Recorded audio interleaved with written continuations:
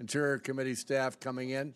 As everybody exits from the Homeland Security staff, I want to thank you for your good work and thank all the members for their full participation. That's the only bill that anyone's applauded on, so that's not all bad.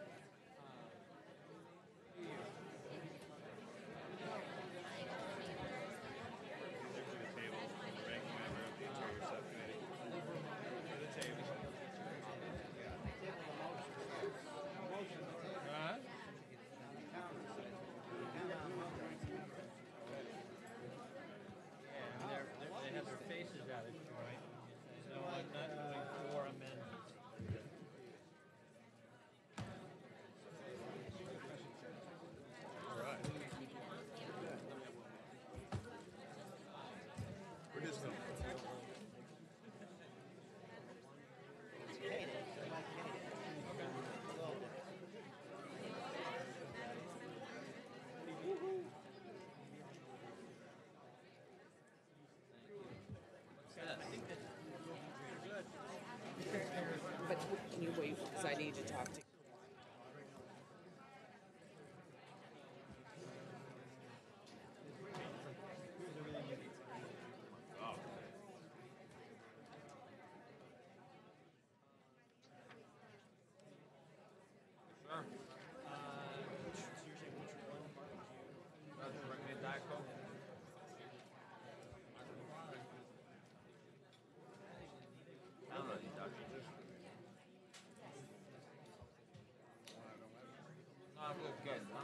Interior or? Particulate air pollution, the same thing as smog. I'm doing good From smog to particulate air pollution. See? Ozone leading component of smog, and then we get into particulate air pollution. Is that different or the same? I don't remember. Need to know. Sure. Yeah, I think wage and hours are wage staff.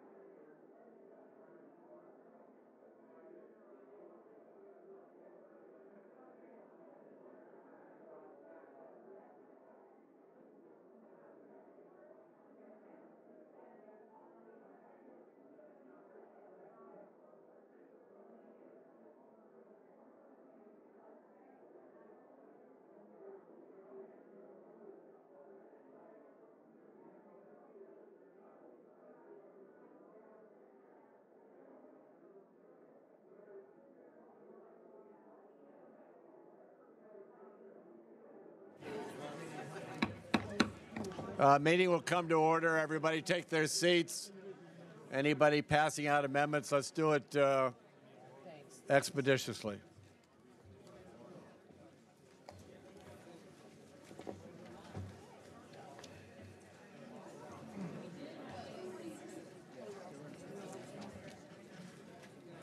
Meeting will come to order.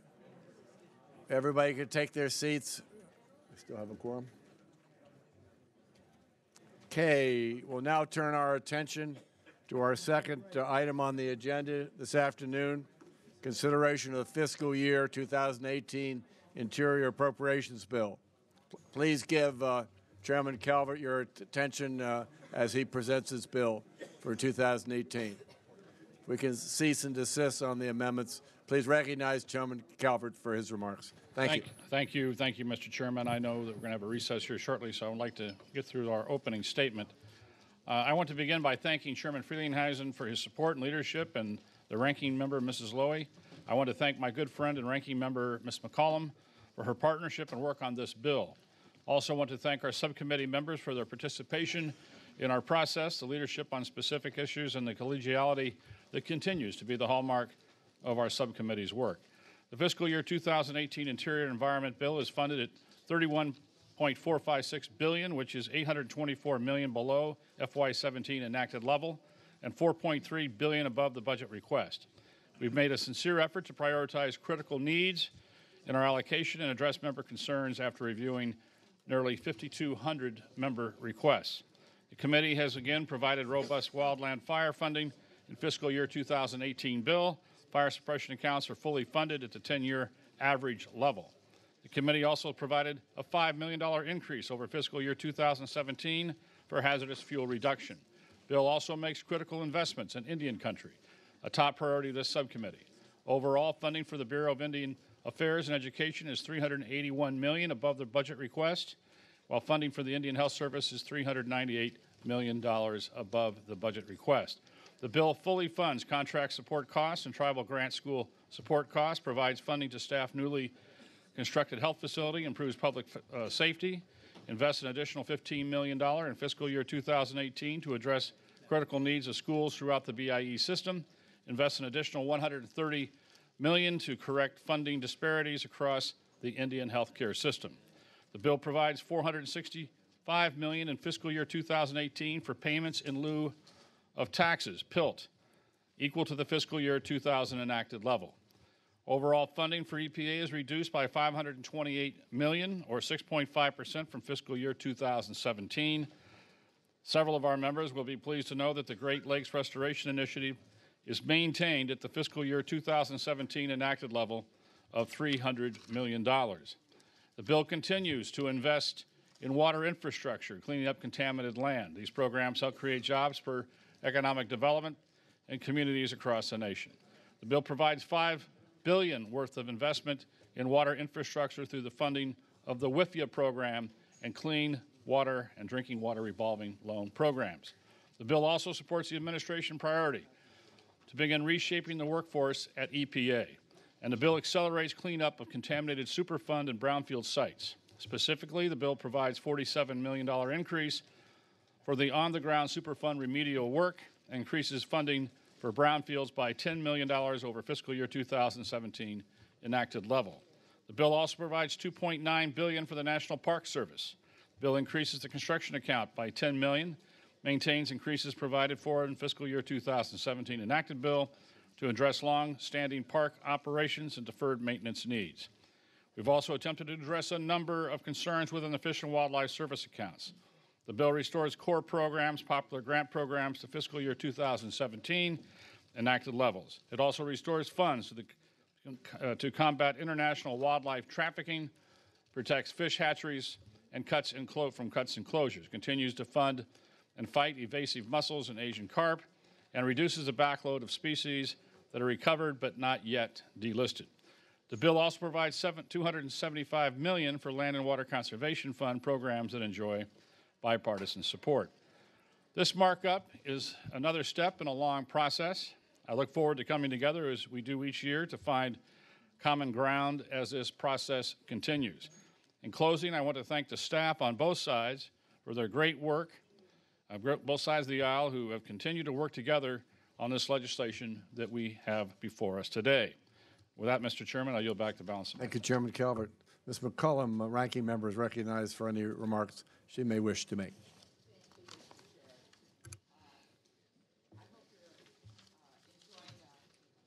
I hope you're enjoying a treat from St. Paul. It's like this bill. It's a little sweet and it's a little salty.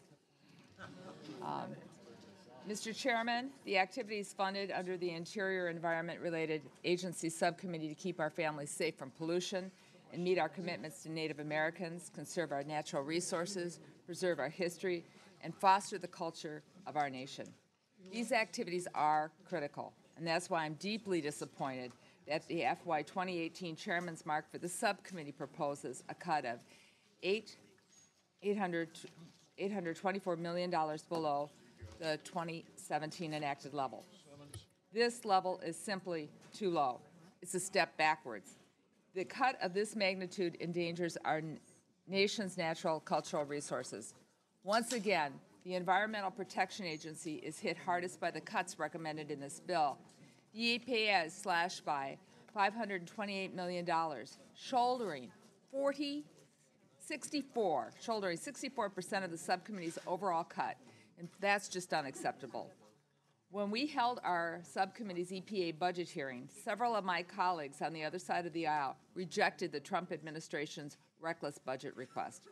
President Trump's proposed cuts were unquestionably damaging and irresponsible. But this committee must also acknowledge the deep cuts the EPA has already endured over the past 7 years. So I'm going to let you know what they are. Since FY 2010, the EPA has been reduced by $2.2 billion and has 2,000 fewer staff. Adjusted for inflation, the Environmental Protection Agency has already been cut 30% below FY10 levels. Despite these alarming figures, the Chairman Marks cuts EPA even further. If enacted, the cuts in this bill will further undermine the EPA's ability to keep our families and our communities healthy and to protect our environment for future generations. These cuts will even weaken basic enforcement that keeps deadly toxins out of our air and water. In past years, my Republican colleagues have justified cuts to the EPA by citing their objections to the agency's regulatory decisions. Today, however, now Republicans control the White House and both chambers, and that should be more than enough to influence policy without resorting to funding cuts that will cripple the EPA's ability to function. Every American, regardless of political party, wants clean air and clean water for their families and a habitable planet for their children and grandchildren. So, as members of this committee, we have to decide, are we willing to invest in those achievable goals? Refusing to fund the work needed to protect public health and our environment is short-sighted and reckless, and that's exactly what this bill does. While I strongly oppose the bill's cuts, I want to state very sincerely just how pleased I am that it did reject some of President Trump's administrator's worst proposals. The bill reflects our committee's nonpartisan, and I mean this, nonpartisan approach to meeting federal commitments to our Native brothers and sisters, and it rejects the cruel cuts proposed by the Trump administration. And I'm very pleased that the bill recommends an increase of $106 million for programs critical to Indian country, including new resources that will help meet pressing educational, healthcare, and criminal justice needs. This bill also continues funding for important grant programs within the National Park Service Historic Preservation Fund. However, I am disappointed that the majority's leadership missed an opportunity to take action on a common-sense reforms championed by Chairman Simpson's Wildlife Disaster Funding Bill. And if you're not signed on to the bill yet, please do. Because instead, the cost of wildfire suppression continues to rage out of control. And this year, we're going to spend $3.4 billion, or 11% of the subcommittee's total allocation on wildland fires. This status quo is unsustainable, and it undercuts our subcommittee's ability to fund the core functions of the Forest Service and the Department of Interior. It's imperative that we work together to push our leaderships to bring this bill to the floor so we have a solution. I also must express, however, my dismay of the 16 partisan writers in this bill. These extraneous provisions may benefit polluters, but they do nothing to help the American people. These writers undermine clean air, clean water standards, and put the public health and safety of American families at risk. And they roll back protections for endangered species. So, Mr. Chairman, Mr. Calvert, you'll be hearing more from me about these awful writers as later in our markup, but I just want to give the committee one example. This bill includes a writer that interferes with national ambient air quality standards. By threatening a critical rule on air pollution, the majority is playing politics with a rule that will prevent hundreds of premature deaths from toxic air each year. Writers like these are ideological poison pills that harm the public interest, and they do not belong in this bill. Just 2 months ago, Republicans and Democrats came together to pass a strong bipartisan appropriations bill that stripped out dozens of writers and provided vital funding for important agencies under the purview of the Interior and Environment Subcommittee. Coming off that recent success, you can see why I'm frustrated and disappointed to find us considering a partisan bill which will not become law in its current form. This bill fails to meet the needs of the American people and needlessly puts the health and safety of American families at risk. So I strongly oppose the current approach. I know there's a better way. We know there's a better way. The omnibus bill that we passed in May ensured the health and safety of the American people and the well-being of the environment we all protect. So I hope we can achieve the same bipartisan success this year. And I look forward to working with Chairman Calvert and my colleagues throughout this year's appropriation process to produce a responsible bill that both parties can support. And I, like the chairman, want to thank him for being such a tremendous partner to work with. Everybody on our committee is open-minded and talks to each other in a very, very respectful way to move things forward. And I'm very, very proud to serve on the committee. And we're all very, very proud of our staff. So I yield back, Mr. Chairman. And Mr. Chair, Yeah. I want to thank everybody for quieting down. It is hard for me to talk. You've been very helpful to me. Thank you very, very much. Well, thank you. The committee stands in recess until after the next series of votes. Stand in recess. Thank you, Ms. McComb. Thank you. We have a series of votes.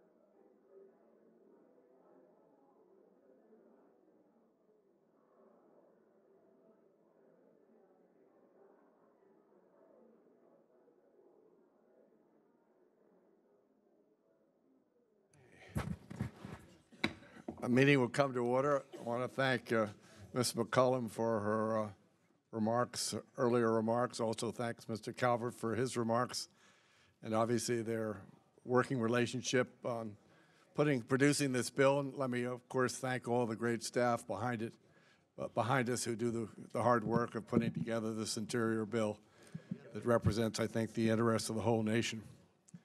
Preserving our natural resources for future generations is a responsibility we all share. The bill prioritizes critical programs that protect our air, land, and water within a tight budget while also reining in burdensome regulations. This includes providing funding for wildfire fighting and prevention, prioritizing funding for our historic and natural treasures, including our remarkable National Park Service. Other investments are targeted to protect human health and environment, such as the Chemical Safety Board, the Land and Water Conservation Fund, the U.S. Geological Survey, and Geological Survey programs. In addition, the bill fulfills our obligations to American Indians and Alaskan Natives and supports the Payments in Lieu of Taxes program. Overall funding for the EPA is $7.5 billion.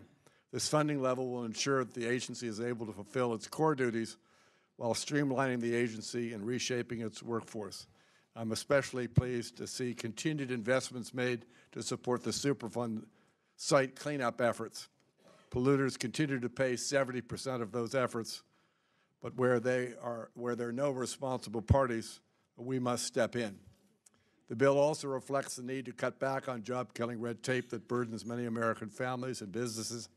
Several provisions are included that will stop the bureaucratic overreach and encourage economic growth, including the language that authorizes the EPA Administrator and Secretary of the Army to withdraw the waters of the United States rule.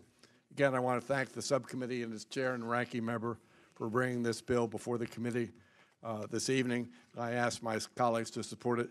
I'm pleased to yield to the ranking member, Ms. Lowy, for any remarks that she may wish to make. Ms. Lowy. Well, thank you, Mr. Chairman. And thank you, Chairman Calvert, Ranking Member McCullum, for your work on this bill, and of course the staff that always works above and beyond, and we really appreciate you.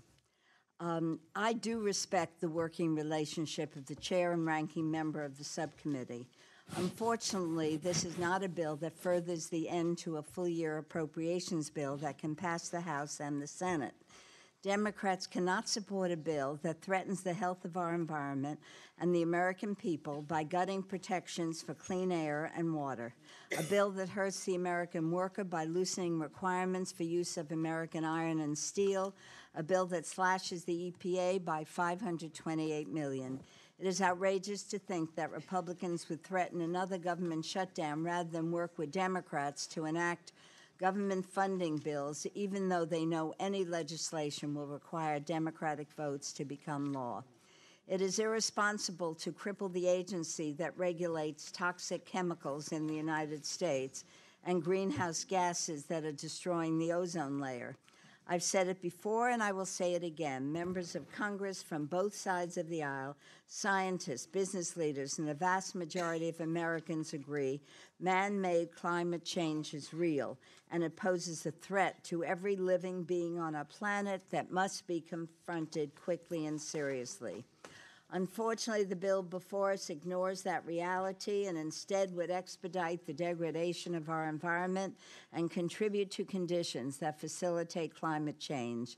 Just last week, an iceberg the size of Delaware broke off of Antarctica, resulting in a change so significant that cartographers will need to redraw the world map. This will not be the last incident of its kind. Since the late 1970s, the United States has warmed faster than the global rate. The past 3 years, 2014, 2015, and 2016, have each been hotter than the last and have been the hottest years on record yet. I will make an educated guess that 2017 will follow suit. We are at a critical juncture when we should be investing more in preventing climate change and protecting our natural resources, not making draconian cuts that would damage the world around us for generations to come. Unfortunately, the bill before us would fail to meet our commitment for future Americans. Ms. Lowy, any further discussion?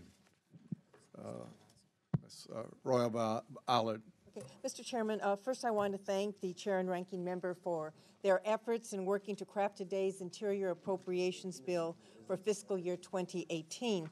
However, I am concerned that today's mark cuts funding for the Interior and Environment agencies by $824 million from last year's level. Most concerning, as was mentioned by the Ranking Member, is the $528 million cut to the Environmental Protection Agency, whose mission is to protect human health and the environment. That mission hits close to home, where I represent the city of Vernon in California. There, a lead-acid battery recycling plant blanketed families in and around Vernon with lead, arsenic, and other toxins for years. The plant eventually closed, but its environmental damage remains, leaving an estimated 10,000 contaminated homes. Many families are now dealing with the consequences of lead poisoning in their children. Tightening the EPA's budget does not help to prevent this kind of tragedy. It exacerbates it, especially when EPA funding has been systematically cut since 2010. It is now $2.2 billion below where it was then. I hope that we can work to improve this bill as it moves through the process and to restore some of the cuts to the EPA. Thank you, Mr. Chairman. Gentleman, Mr. Palazzo. Well, thank you, Mr. Chairman. Very briefly, I just want to thank you for not adopting the administration's proposal to end the revenue sharing program, GOMESA, authorized by the Gulf of Mexico Energy Security Act of 2006. Unfortunately, it was not the first attack by an administration to cut this program in order to pay for national debt. The funds received are deserved. They're region-specific dollars. By law, they must be spent on coastal conservation, restoration, hurricane protection, and infrastructure.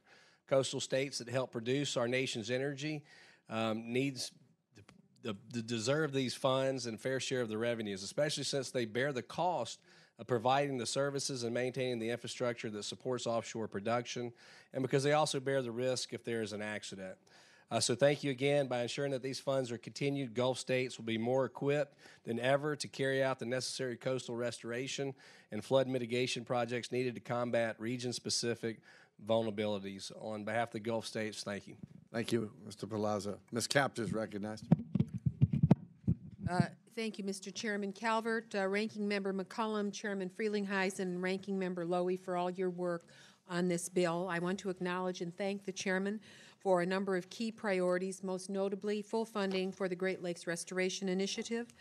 Additionally, I appreciate the targeting of $2 million in support for fishing out from the Mississippi River system the Asian carp, which totally threatens our $7 billion Great Lakes fishery. Finally, the inclusion of specific language and a tiny plus-up to prioritize research into harmful algal blooms at U.S. Geological Survey is welcome, if insufficient.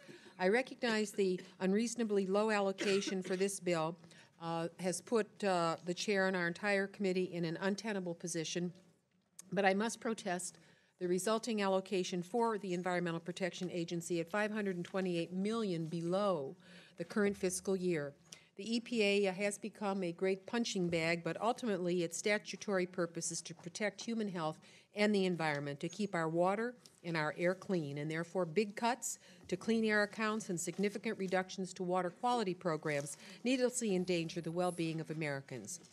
I would like to close my remarks with a special thank you to my fellow Great Lakes members of the subcommittee, Ranking Member McCollum and Representative Joyce. It has been a pleasure to work with you for the benefit of our region, and we want to thank you, Chairman Calvert, for indulging us, Midwesterners, for our much-needed and persistent discussions of the Asian carp and the magic of our lakes. We're grateful for the acknowledgement that our region actually exists. Thank you so very much, Mr. Chairman and members. Thank you, Mr. Capter. Mr. Dent is recognized. Mr. Chairman, I just wanted to thank the Chair and the Ranking Member for the important work they've done on this bill. And particularly, I was pleased to see the support provided to the Heritage Partnership Program. This funding will preserve the ability of the national heritage areas to continue their work to sustain partnerships that foster job creation and economic, cultural, and historic, environmental, and community development. It's also happy to see that Funding was specifically included for the Delaware River Basin Restoration Program, which was just established at the end of last year as part of the water reauthorization. This program is going to help preserve and protect the Delaware River Basin through providing grant programs for remote conservation efforts in that corridor. Also wanted to highlight my support for one program which did take a cut in this bill. That's the Woodrow Wilson International Center for Scholars. It's a $500,000 a cut. I know you're working to fix it, and we will, but I just want to put a good word in for that program, which is established by Congress and has served as a crucial nonpartisan policy forum for challenging issues facing our nation. And through its work, the center has hosted scholars from around the world to discuss and develop policy solutions for challenging issues. The center has also provided valuable policy information to members of Congress and the Congressional Research Service, and experts and scholars from the program have testified before Congress. And finally, the Wilson Center also offers congressional staff fellowship programs, which provides Hill staff the opportunity to attend the seminar and learn more about foreign and cybersecurity policy. I understand tough decisions needed to be made during this drafting of this bill, and I look forward to working with the committee to provide a level of funding consistent with the last 5 years of the Wilson Center. Thank you. Thank you, Mr. Dent. Mr. Rippersberger is recognized. You surprised? Yes, I am. Okay. Well, first, I'd like to take the opportunity again to thank Chairman Carter and Ranking Member McCollum for funding the EPA's Chesapeake Bay program. And I understand, Mr. Taylor, you're going to speak after me on the Chesapeake Bay. Chesapeake Bay is very important to our district, our state, and our region. It's the heart of who we are as a state in Maryland and the whole region. Chesapeake Bay is the largest estuary in the country. The Bay provides a lot of great things. First and foremost, importantly, we have the greatest crabs in all of America, the greatest. Maryland crabs are sweet and succulent, and honestly, backfin crab cake can best any regional food in the country. But really, the Chesapeake Bay is a good steward of taxpayer dollars. Taxpayer dollars are invested to restore a national treasure, which is a crucial economic driver for our region. The Bay region currently provides economic benefits of $107 billion annually, which will increase by $22 billion per year when the region's cleanup plan is complete. In terms of tax dollars, we invested $29 million through 3 of the Bay program grants program, and they yielded a total of $58 million in local investment. That's a great return on your investment. Investments in the Bay Agreement are making a difference across the watershed, and in the Bay, we're seeing great improvement. Reduced pollution is benefiting the Bay. The dead zone is getting smaller, and bay grasses are at record levels. The Bay also contributes $1 trillion to its 6-state watershed. So I hope as we move through the appropriations process, we can work to increase the funding. Also, Congressman Dent, the Wilson Center is a positive center. Jane Harmon, a former member, is executive director. We work together. They help us tremendously. So I yield back. Well, thank you. You gave me a big opening here. I'm sure there'll be some deliverables on the crab cakes. If Ms. Pingree can come up with blueberry pie, you can come up with... well, we can't have a quick pro, but, you know, I hope that we do well in the appropriations process. I'm sure we will. Whatever we can. Okay. And Mr. Taylor is recognized to be a bookend to Mr. Ruppersberger. Thank you, Mr. Ruppersberger, Mr. Chairman. I want to thank the chairman and the members of the committee on this on the hard work on this bill, and I rise to express strong support of the Chesapeake Bay program. I understand that there are always diverging interests and tension between competing priorities. So although myself and other members would like to see the program funded at the fiscal year 17 level, we are happy the number is not zero, and we thank you for including the $60 million into the bill. The Chesapeake Bay is America's largest and most significant estuary. It covers more than 4,000 square miles and has 150 major rivers and countless streams feeding into it from 6 states and the District of Columbia. The Bay is a commercial and recreational resource for millions of people, a significant economic engine in the region, and a national treasure. Through the Chesapeake Bay program, the Chesapeake Bay's health is verifiably improving. However, without sufficient federal support for this effort, which is leveraged together with private and local dollars, the progress will significantly be delayed. Again, thank you, Mr. Chairman, for including the funding in the bill, and I look forward to working with you. Gentlemen, yield for a moment. Yes. I thank the gentleman. I appreciate your remarks and support for the program. Certainly, Dutch has talked to me about this also. As you know, we did the best we could under the allocation that we had. Therefore, we had to make some tough decisions, and we have a slight haircut. But we're going to be working with you, and it's my hope that we can reach a broader budget deal as we get to the end of this year, which will allow us to revisit some of these funding decisions that we're going to be talking about later tonight. So I commit to working with the gentleman from Virginia, certainly the gentleman from Maryland, and all members as we move this process forward. But I thank the gentleman for his comments. Thank you, Mr. Taylor. Mr. Cartwright, and then Mr. Cole. Thank you, Chairman Frelinghuysen, and thank you, Chairman Calvert and Ranking Member McCollum and the whole subcommittee. I want to say I'm happy to see continued funding for important programs. I'll join with Representative Chairman Dent on commending the subcommittee for funding for the Delaware River Basin. But I also want to note some other good things. The funding for cities, sites, electronic permitting to streamline compliance. It does benefit a number of local businesses in my district. Funding for Heritage Preservation Program.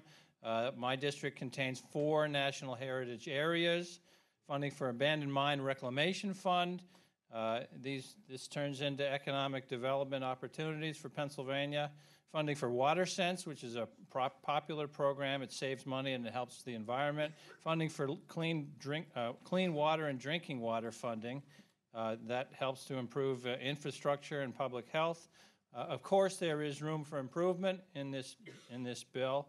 The USGS National Water Quality Program. We need more testing to study water quality. And as far as the cuts to climate research, riders, and Land and Water Conservation Fund, I will be addressing those later with amendments. I do thank the subcommittee for their effort and the staff particularly. Working together to improve this bill is something we should all be striving for. Yield back. Thank you, Mr. Cartwright. Chairman Cole. Thank you very much, Mr. Chairman. I can't compete with my friend from Maryland's lavish praise for protecting the succulent clams crabs, excuse me, of the Chesapeake. But I do want to point out, and both you and Ranking Member McCollum made remark about this, what a great job you guys have done once again on Native American issues. This is the 7th consecutive year where the largest increase for funding within a budget that is constrained and frankly reduced. We've still seen increases in critical areas in Native American health, Native American education, Native American law enforcement, additional grants to try and stimulate economic activity. It really is a remarkable, and as my friend from Minnesota said, a nonpartisan record that the committee can be very proud of. It's been achieved under Democratic chairman and been achieved under Republican chairman. But I think particularly in these circumstances of a much reduced top-line number, and frankly an administration budget that was proposing major cuts, to have instead come back, not just avoided those cuts, but continued the progress, the measured progress we've been able to make is really an exceptional achievement. So I know we're going to have some fireworks here later tonight. We always do. There's always some controversial things in this bill, and that's great. But every now and then we ought to pat ourselves on the back in a bipartisan way, and your leadership and certainly my friend from Minnesota have worked so well, and it will literally make a difference in lives, thousands and thousands of lives. People will be better off. Health care will be delivered. There'll be an opportunity, and we have a long way to go. We all know that this population is a particularly challenged population, but this subcommittee, Mr. Chairman, under your leadership and with the support of your ranking member, has made a tremendous difference. I just wanted to express my gratitude.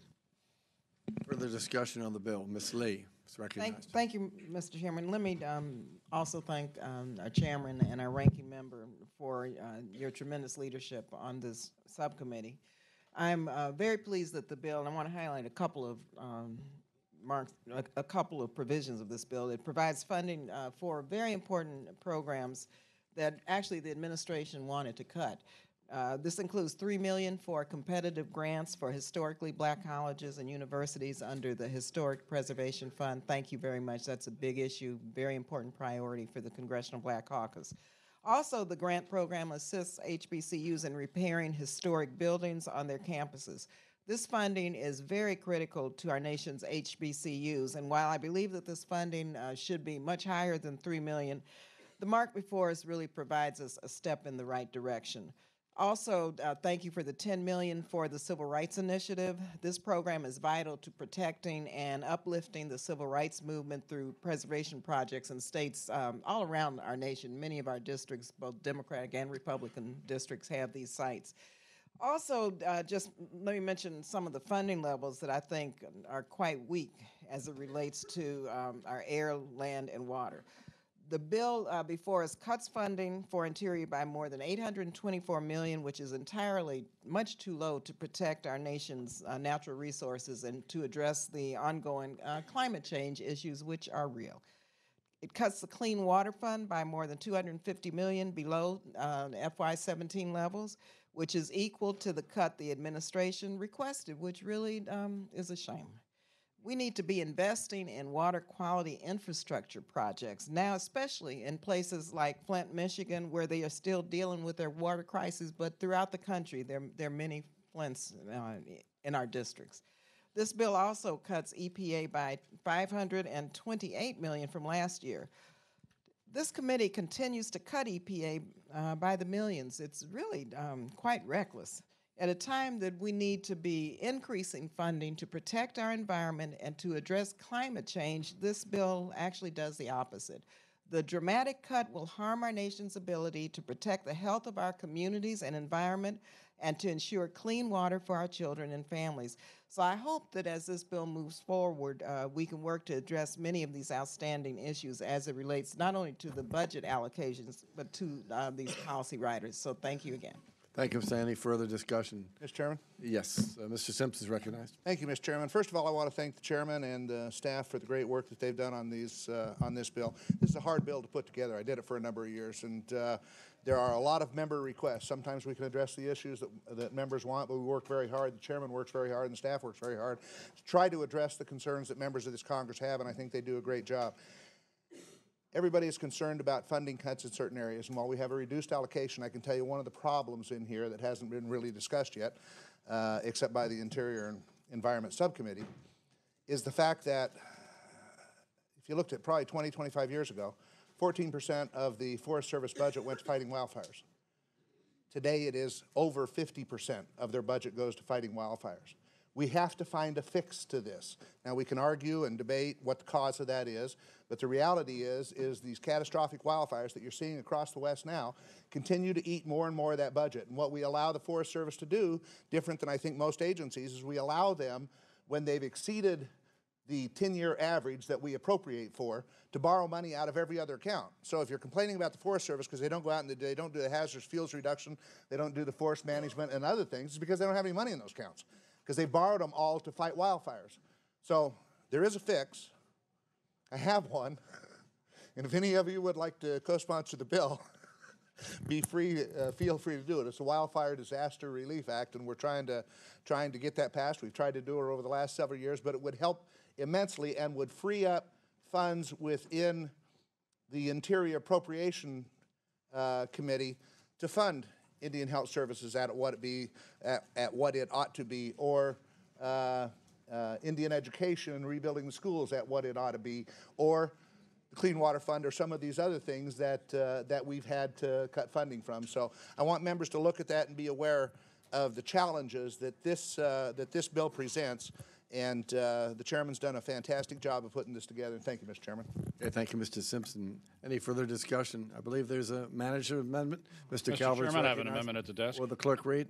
Mr. Chairman, An amendment offered by. Consider it read. Please explain the manager's amendment. Thank you. Mr. Chairman, I have a manager's amendment making a number of non-controversial changes to the bill and report that are of interest to many of the bipartisan members of the committee. I appreciate the close collaboration working with Ms. McCollum and her staff to putting together this amendment, and we are in agreement. I urge the adoption of the amendment, and I yield back. Okay, Ms. McCollum is recognized. Thank you, Mr. Calvert. Mr. Chair, I'm very pleased to support the chairman's amendment, and I thank him for all of his work from subcommittee to this time to even make this bill a little better. Thank the gentlewoman. Questions on the manager's amendment? All those in favor say, excuse me, Mr. Serrano, you're recognized. Thank you, Mr. Chairman. I just want to take a moment, and I'm sorry to do this. No, I'm not. I just want to thank Chairman Calvert and Ranking Member McCollum for including language in the manager's amendment regarding a program that is very near and dear to my heart. I'm not offering an amendment on this. However, if I may have a few moments, I'd like to highlight for the committee the special work the EPA's Urban Waters Program is doing in places like the urban South Bronx. It is through the work that they've done in coming into our community that we've been able to take a major role for many years now and take a river that runs through the Bronx River, and brought life back to it. And some of you, and I say this with respect, take for granted the outdoors, take for granted the waterways. You don't do it purposely, but you live with it, you grew up with it. When you grow up in the South Bronx, where it's cement here and cement there and tar here and tar there, to work on cleaning up a river is such a beautiful job. And the children got involved, and this program, Urban Waterways, played a major role. And it was slated to be done away with, and the committee chose not to do it. And I want to tell you a little story. New York City used to be a beaver colony. That's what it was famous for. It's on our seal and everything. And for 200 years, a beaver had not come back to the Bronx River, and it showed up. So because it showed up during the times when we had earmarks, they named the beaver Jose. Don't ask me why, but the beaver is named Jose. So now a second beaver shows up. Sounds like a Dutch name. Yes, it was. So then the second beaver shows up, and they said, Jose, why don't you, Congressman, why don't you name the beaver? I said, no, that's too much. I've got one named after me, you name it. So they put it on the internet. You know what name they picked for him on the internet? Justin Beaver. Anyway, that's a fun story. The children enjoy the river. The river runs through the city, through the Bronx. It's changed our lives. And I just wanted to say that by saving this program, you've been saving a lot of people's hopes for the future. And I thank you for that. And I thank you, Ms. McCollum. Thank you, Ms. Serrano, for your comments. The question is on the manager's amendment. All those in favor say aye. Aye. All those opposed say nay. In the opinion of the chair, the ayes have it, and the amendment's agreed to. Further amendments? Ms. McCollum's recognized. Mr. Chair, I have an amendment at the desk. It's McCollum 1. And Clerk will read. And An amendment offered by Ms. McCollum. Consider it read, and the gentlewoman's recognized. This amendment would strike 16 of the most egregious legislative writers and funding limitations from the bill. Chairman Calvert and I have a strong working relationship. We work hard to find areas of common ground in a bill that has very polarizing issues. But the writers in this bill are so harmful and so severe, they just cannot be overlooked. The bill includes provisions that turn back protections on endangered species, undermine clean water and air protections, and they threaten the world we would leave for our children and grandchildren. One of the most concerning writers would authorize the EPA to withdraw from the waters of the USA's rule without regard to any provision or statute or regulation that establishes a requirement for such a withdrawal. Now, I really understand, having served on this committee, that the waters of the USA issues become very polarizing and very divisive. Just mentioning it sends people to their prospective corners. But let me explain to you why I find this writer especially harmful. The writer would give an unprecedented amount of power to the EPA, giving the agency, the ability to be above the law. And the agency would be able to get away with the following: no public comment on its proposals, no economic analysis with cost and benefits of a repeal, no justification for a repeal, and not having to defend a repeal against court challenges. Now, for some of you, this writer might sound like a dream come true for now, but think about the future, the next time. Do we really want to say it's okay for the executive branch to circumvent the laws we create and that there's no accountability through the courts? The writer removes the checks and balances that are essential to a functioning democracy. These provisions are too serious to jam the back of an appropriations bill. So I ask my colleagues to support my amendment to strike these provisions. I yield back. Ms. Cullum, Chairman Calvert. I rise in opposition to the gentlelady's amendment. I support each of the provisions in the bill that would be eliminated by this amendment, but I want to specifically address the Waters of the United States rule. With the change of the administrations, we were able to reduce the number of issues we needed to address in this bill, but some issues warrant continued congressional attention. WOTUS is one of them. My reasons for opposing the Obama administration's WOTUS rule remain the same. The rule would greatly expand federal jurisdiction under the Clean Water Act, including to waters traditionally understood to be under the state jurisdiction, and it's inconsistent with two separate Supreme Court decisions that clearly said that federal jurisdiction was not as broad as been claimed. President Trump moved quickly on this issue by issuing an executive order in February, and 2 weeks ago, EPA and the Corps announced that the first step in the two-step process, a proposed rule to rescind the WOTUS rule and recodify the previous regulatory text. The second step will be a second rulemaking to reevaluate the definition of waters of the United States in manner consistent with the Supreme Court decision. The provision in the bill is supportive of these efforts. First, it provides a clear authorization to withdraw from the Obama administration rule. Second, it clarifies what rules will be in effect if the WOTUS rule is withdrawn, specifically the same rules that were in effect immediately prior to the promulgation of the final WOTUS rule. And third, it does not affect the Trump administration's ability to develop a new rule, one that will provide more clarity and certainty for the regulated community while staying within the legal bounds provided by the Supreme Court. For these reasons, I must urge a vote on the amendment. Thank you, Mr. Calvert. Further discussion on Ms. McCollum's, Ms. Pingree's recognized. Stand in support of the McCollum amendment and also say that I'm very proud to be a member of this committee, and I appreciate both the chair and the ranking member's hard work and the work we've been able to do together. So thank you very much for that and for the long evening ahead of us. I'll try to oppose as few things as I can. But anyway, I just wanted to, there are so many challenging riders in here, but I wanted to just mention one that has a lot of concern for me. You'll probably all remember that last week I got up and spoke about the National Ocean Policy rider, which was on the energy and water bill, and I didn't like it there, and I tried to convince you all that it was because it was really important to coastal communities and fishermen to coordinate their work. That didn't work.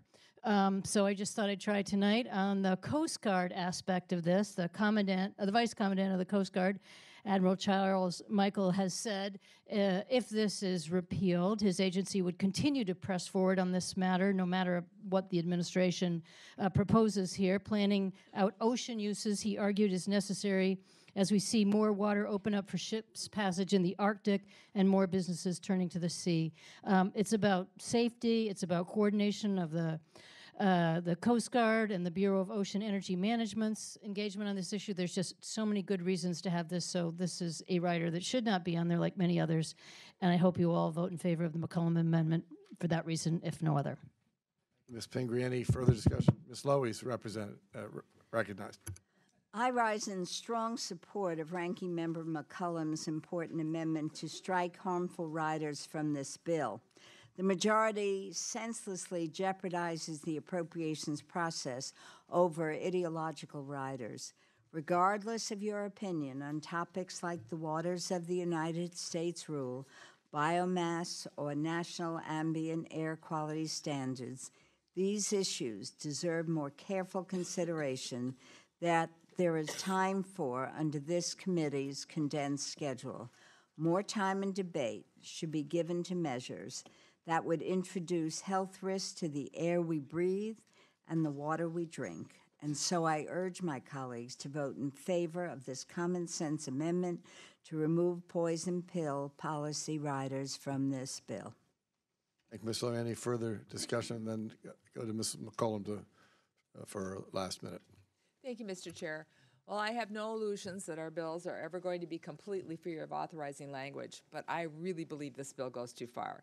And I want to stress again, with Republican majorities in the House and the Senate, President Trump in the White House, there's no need for these riders. We can have these discussions on the floor of the House and the Senate. We can send it to the White House for a vote, and then the public can see what's actually happening. I yield back. Gentlemen, questions on the McCollum Amendment. All those in favor say aye. Aye. All those opposed say nay. No. Opinion of the chair, the nays have it. The amendment is not agreed to. Sufficient hands. Clerk will call the roll. Mr. Adderholt. Mr. Adderholt, no. Mr. Aguilar. Aye. Mr. Aguilar, aye. Mr. Amedee. Mr. Amedee, no. Mr. Bishop. Mr. Calvert. No. Mr. Calvert, no. Mr. Carter? No. Mr. Carter, no. Mr. Cartwright? Mr. Cartwright, aye. Ms. Clark? Ms. Clark, aye. Mr. Cole? Mr. Cole, no. Mr. Cuellar? Mr. Cuellar, no. Mr. Culberson? Mr. Culberson, no. Ms. DeLauro? Ms. DeLauro, aye. Mr. Dent? Mr. Dent, no. Mr. Diaz-Balart? Mr. Fleischman? Mr. Fleischman, no. Mr. Fortenberry?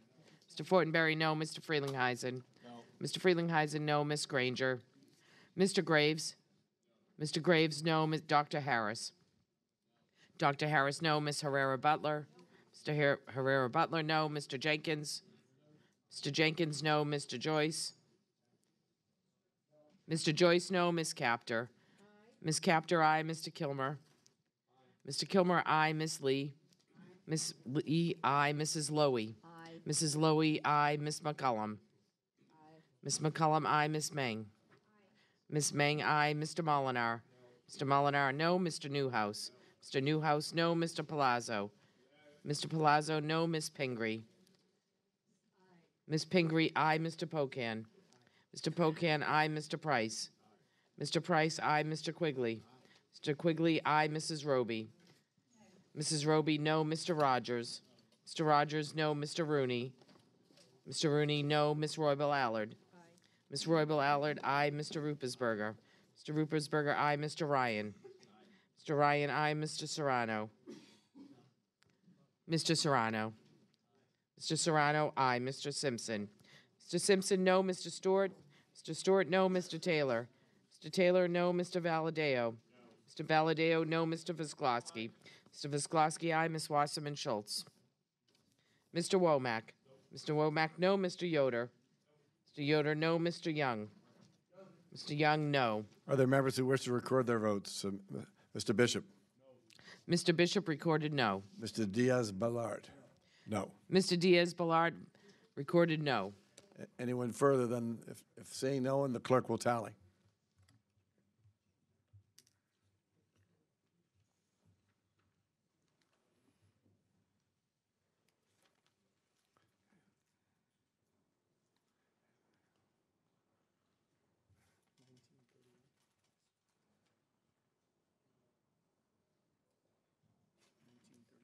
Okay. On this vote, the ayes are 19, the nays are 31, and the amendment is not agreed to. Further amendments. Ms. McCullum. Mr. Chairman, I have an amendment at the desk. It is McCullum 2. An amendment offered by... Be considered read. Considered read. The gentlelady is recognized. This amendment would remove reprogramming guidelines from the report into the bill. For the past 2 years, the House Interior bill carried the same language as my amendment. So for 2 years, this has been in the House bill, but it didn't make it through the conference process. This year, the language is not in the base bill.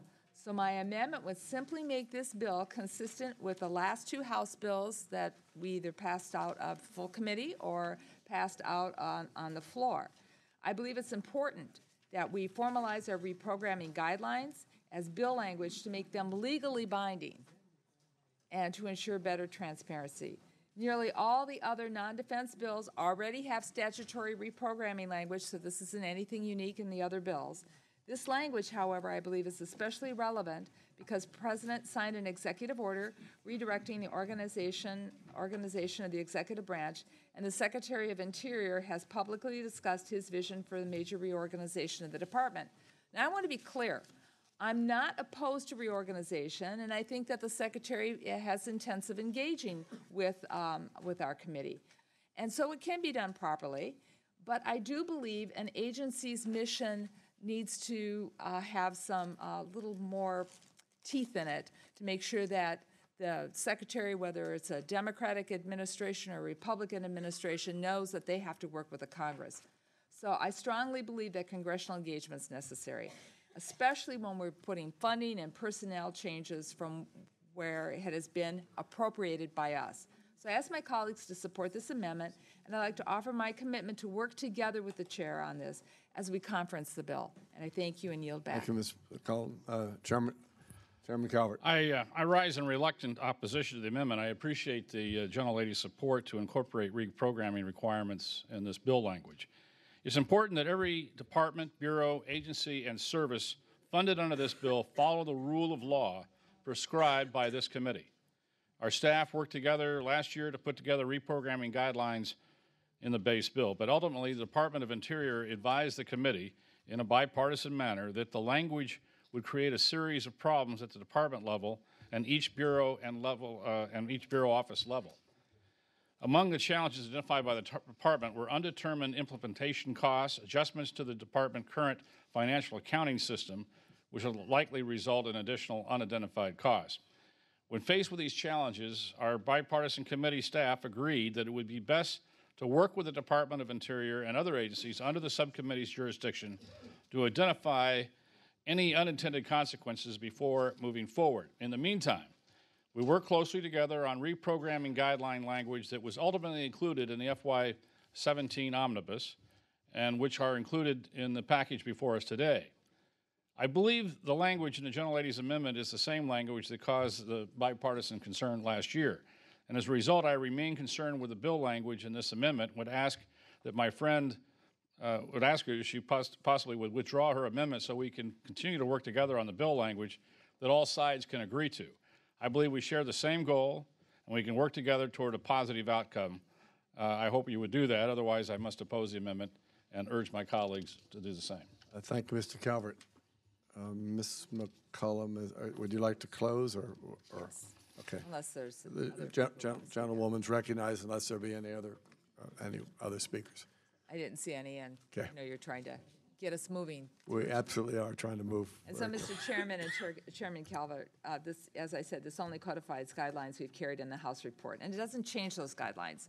And I want to make sure that we have, a little bit of honey in this to make sure that the department does come back and collaborate with us the way that they promised that they would. So I'd like to work with you and see if there's maybe some alternative language or something that we can come up with in the coming weeks. And with that, I'll be happy to withdraw it and work with you. I thank the gentlelady. I appreciate it. Look forward to working with you. The gentlelady, further amendments? Oh my goodness, we could move. Mr. Fortenberry. At the desk, and I ask unanimous consent to waive the reading. Gentleman's recognized. If you look at my amendment, there's a lot of numbers on the sheet, but really it boils down to this. It's about the Land and Water Conservation Fund. We are marking in this bill an expenditure of $275 million. Last year it was enacted at $400 million. Now there is huge, tremendous bipartisan support for this fund. I think it's government at its best. Taxpayer dollars are not used here. It comes from oil and gas revenues, and every state and locale in the country has benefited from this by acquiring sensitive lands, expanding national parks, wildlife refuges, as well as forests, scenic trails, Civil War battlefields, and the list goes on and on. It also serves as a matching grant for state and local recreational opportunities to enhance critical wildlife habitat, as well as hunting and fishing opportunities.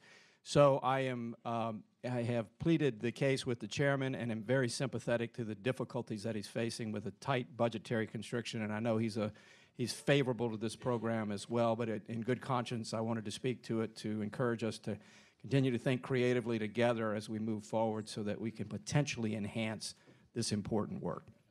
Thank you, Mr. Fortenberry. Mr. Chairman. I certainly appreciate the gentleman's support for the LWCF, which is why we're funding it at $211 million over the budget request.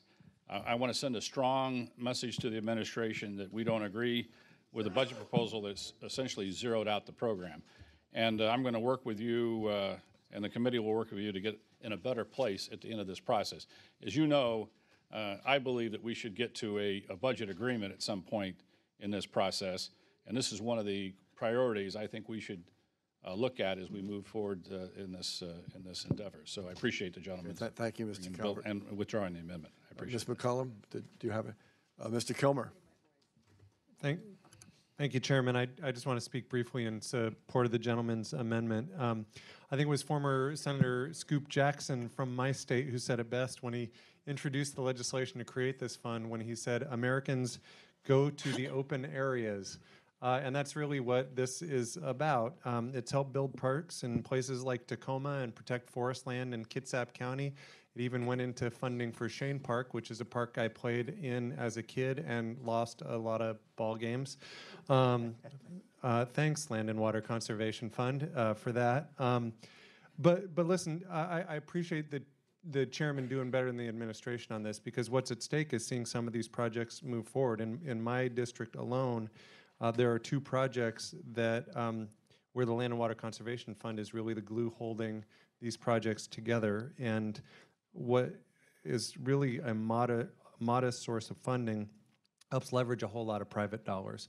One of these projects is the South Puget Sound Coastal Forest, which is an ongoing effort to protect 10,000 acres of working forest along the Puget Sound. And there's many others, so I just want to thank the gentleman for bringing up this issue. It is very important. Thank you, Mr. Kilmer. Mr. Quigley. It's on a different amendment. Okay. Yes, Mr. Cartwright. I want to support Mr. Fortenberry's amendment. I think it's hugely important. I want to associate myself with his remarks. His support for the LCWF is right on target. And right here, right at home in my district, it's so important. It affects the Cherry Valley, which without it might be left behind. It has a wildlife refuge in my district. It includes 5 miles of the Appalachian Trail. It is rich in biodiversity, supplies clean water to the Delaware River, is home to millions of migratory birds for a time. There is a private-public partnership to buy 3,300 acres afoot, of which 70% of the funds are private. We only need 1.3 million more from LWCF. LWCF protects our parks, and I thank Mr. Fortenberry for offering this amendment. Yield back. Claiming my own time, I want to associate myself with those who've spoken before me. It's an important program. Do you wish to close? Are you withdrawing your amendment?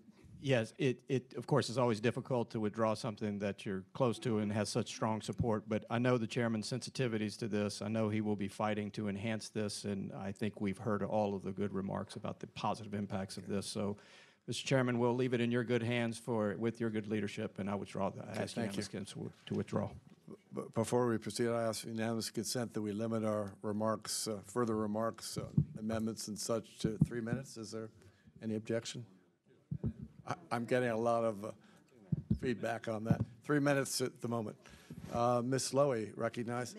Mr. Chairman, I have an amendment at the desk, Lowy 1. Clerk will read. And I move to dispense with the reading.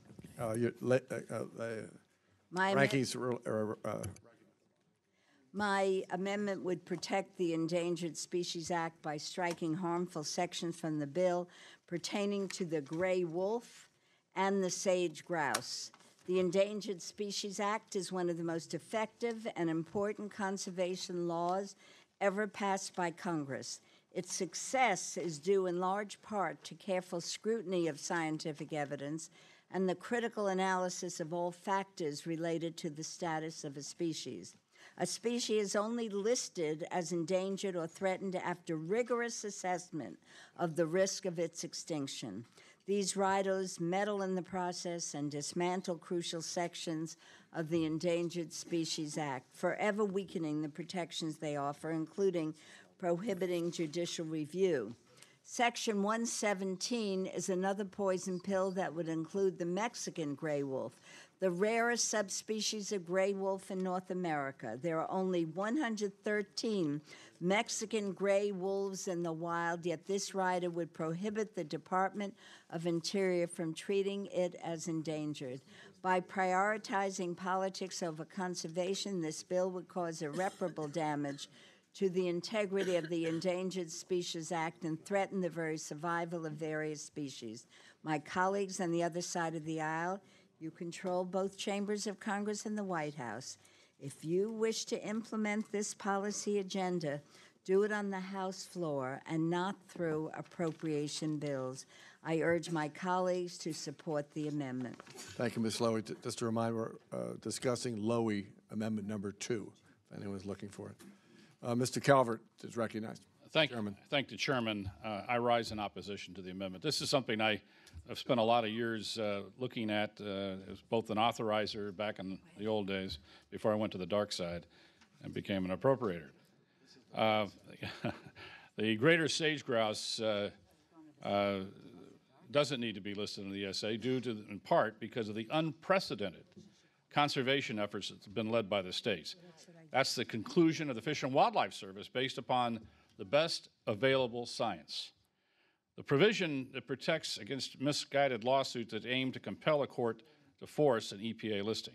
It's no secret that proponents of listing the greater sage grouse are using the species as a shield against mineral and energy development on public land. It's also no secret that the United States is not secure without domestic minerals and energy. Secretary of Interior Ryan Zinke is carefully reviewing the Bureau's management plans, and any adjustments proposed will follow due process, so let's stay out of that. Let's talk about gray wolves for a second. They're recovered and should be delisted. That's the conclusion of the Fish and Wildlife Service, as testified before the subcommittee on multiple occasions during the previous administration. Misguided lawsuits by those who would prefer to see wolves protected in perpetuity have wasted appropriated dollars. The Endangered Species Act guarantees that management of wildlife will return to the states once a species is recovered. What we're proposing here is no different than what was enacted in the Appropriations Bill in 2011 in a bipartisan fashion for wolves in Idaho and Montana. Gray wolves are recovered. Let's celebrate that rather than litigate. I urge a no vote on amendment.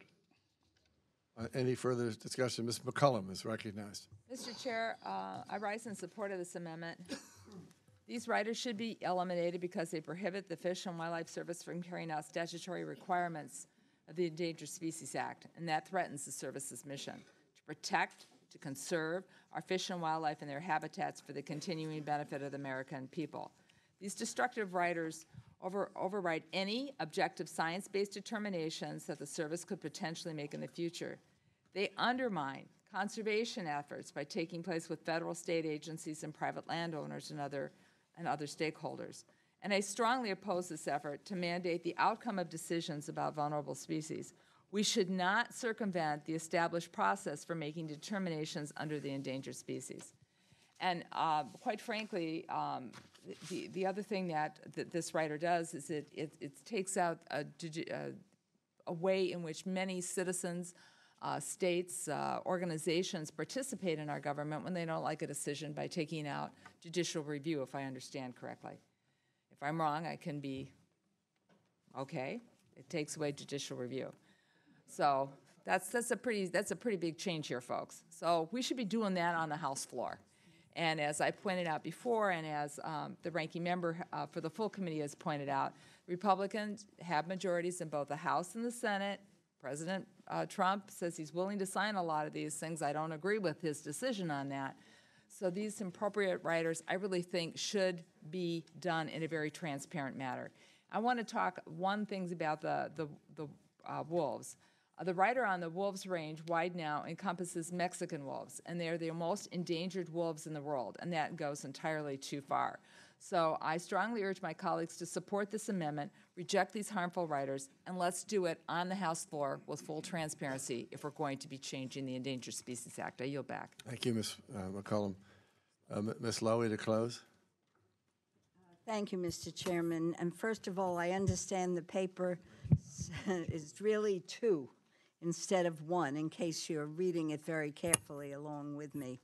I just want to conclude by saying, no matter how you feel about Mexican gray wolves and other species of gray wolves, these riders have no place in appropriation bills and only serve to politicize and jeopardize the future success of the bill. So I urge my colleagues to support my amendment, and I yield back the balance of my time. Thank you, Ms. Lowy. The question is on the Lowy amendment. All those in favor say aye. Aye. All those opposed say nay. No.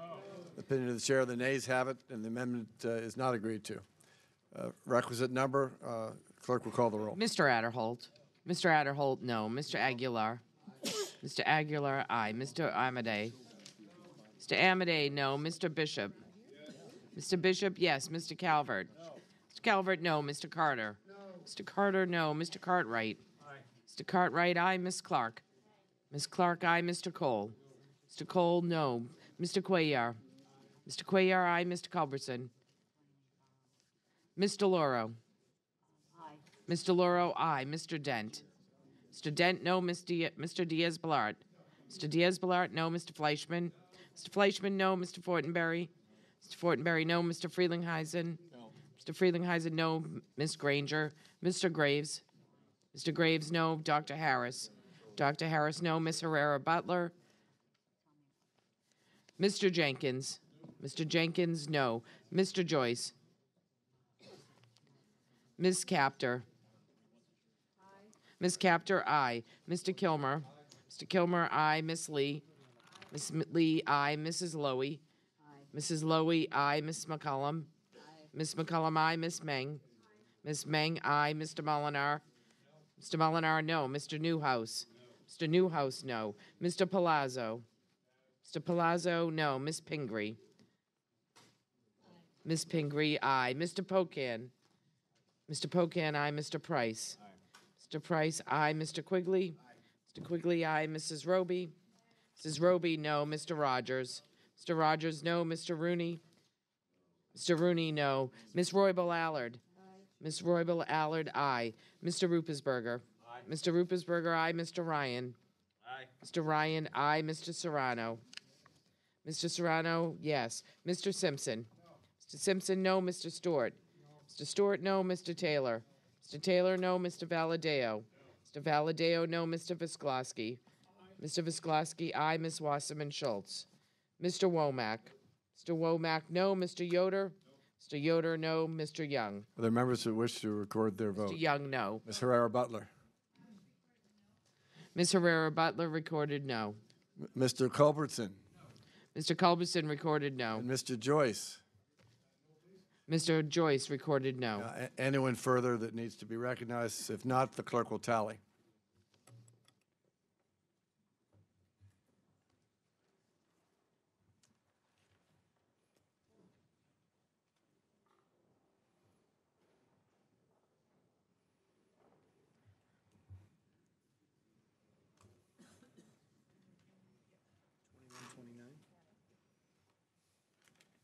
On this vote, the ayes are 21, the nays are 29. The amendment is not agreed to. Here we go. Ms. Pingree? Who's next? Ms. Pingree is recognized. Thank you, Mr. Chair. I have an amendment at the desk, Pingree number 1. An amendment offered by Ms. Pingree. Please dispense with the reading. My amendment today would state that the Department of Interior, EPA, Forest Service, and Indian Health Service cannot undertake massive changes to their staffing without consultation of Congress. I know that many of my colleagues in this room would like for government to run more like a business, and as a small business owner myself, I understand that sentiment. But when there are massive staffing changes, reorganizations, and reassignments, any business owner would make a plan, and they would share that plan with those who have the purse strings to make it happen or not. Well, we have the purse strings, and we have oversight over those changes. We need to know what impacts these changes will have on the bottom line of our agencies. And that bottom line is not just how much money they will save, but also the bottom line of efficient and effective government. To give you some context of the changes that are occurring at the department in the past months, career leaders at these agencies, some of whom have worked decades to protect our wildlife or forest lands or wildlife refuges, have been given 15 days. 15 days to transfer to another department. There's been no plan given to Congress about how these positions will be filled, if the staff that are moving are equipped for the new agency they are being shifted to, or how programs will be administered in the midst of these changes from all sides. All my amendment does is direct that the departments share their plans with us. It would allow us to better budget for these changes in the FY18 appropriations process, or share them with our constituents who are concerned about not only their jobs and the jobs of their loved ones, but those who are truly concerned about the program administration and how such a reorganization will affect the American taxpayer. I urge my colleagues to support this amendment. Thank you, Ms. Pingree. Mr. Calvert. Thank you, Mr. Chairman. I rise in opposition to the amendment. It's a terrible precedent for Congress to interfere with the senior executive service, especially with an arbitrary level of 10%. There are no regional closures proposed in the budget. Therefore, this is unnecessary amendment. This topic was discussed with the agencies in each of our subcommittees hearings this year.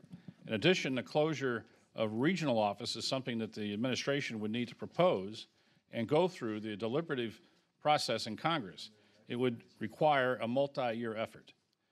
As in fiscal year 2018 process has demonstrated, while the President may propose changes, Congress has a final say in funding decisions.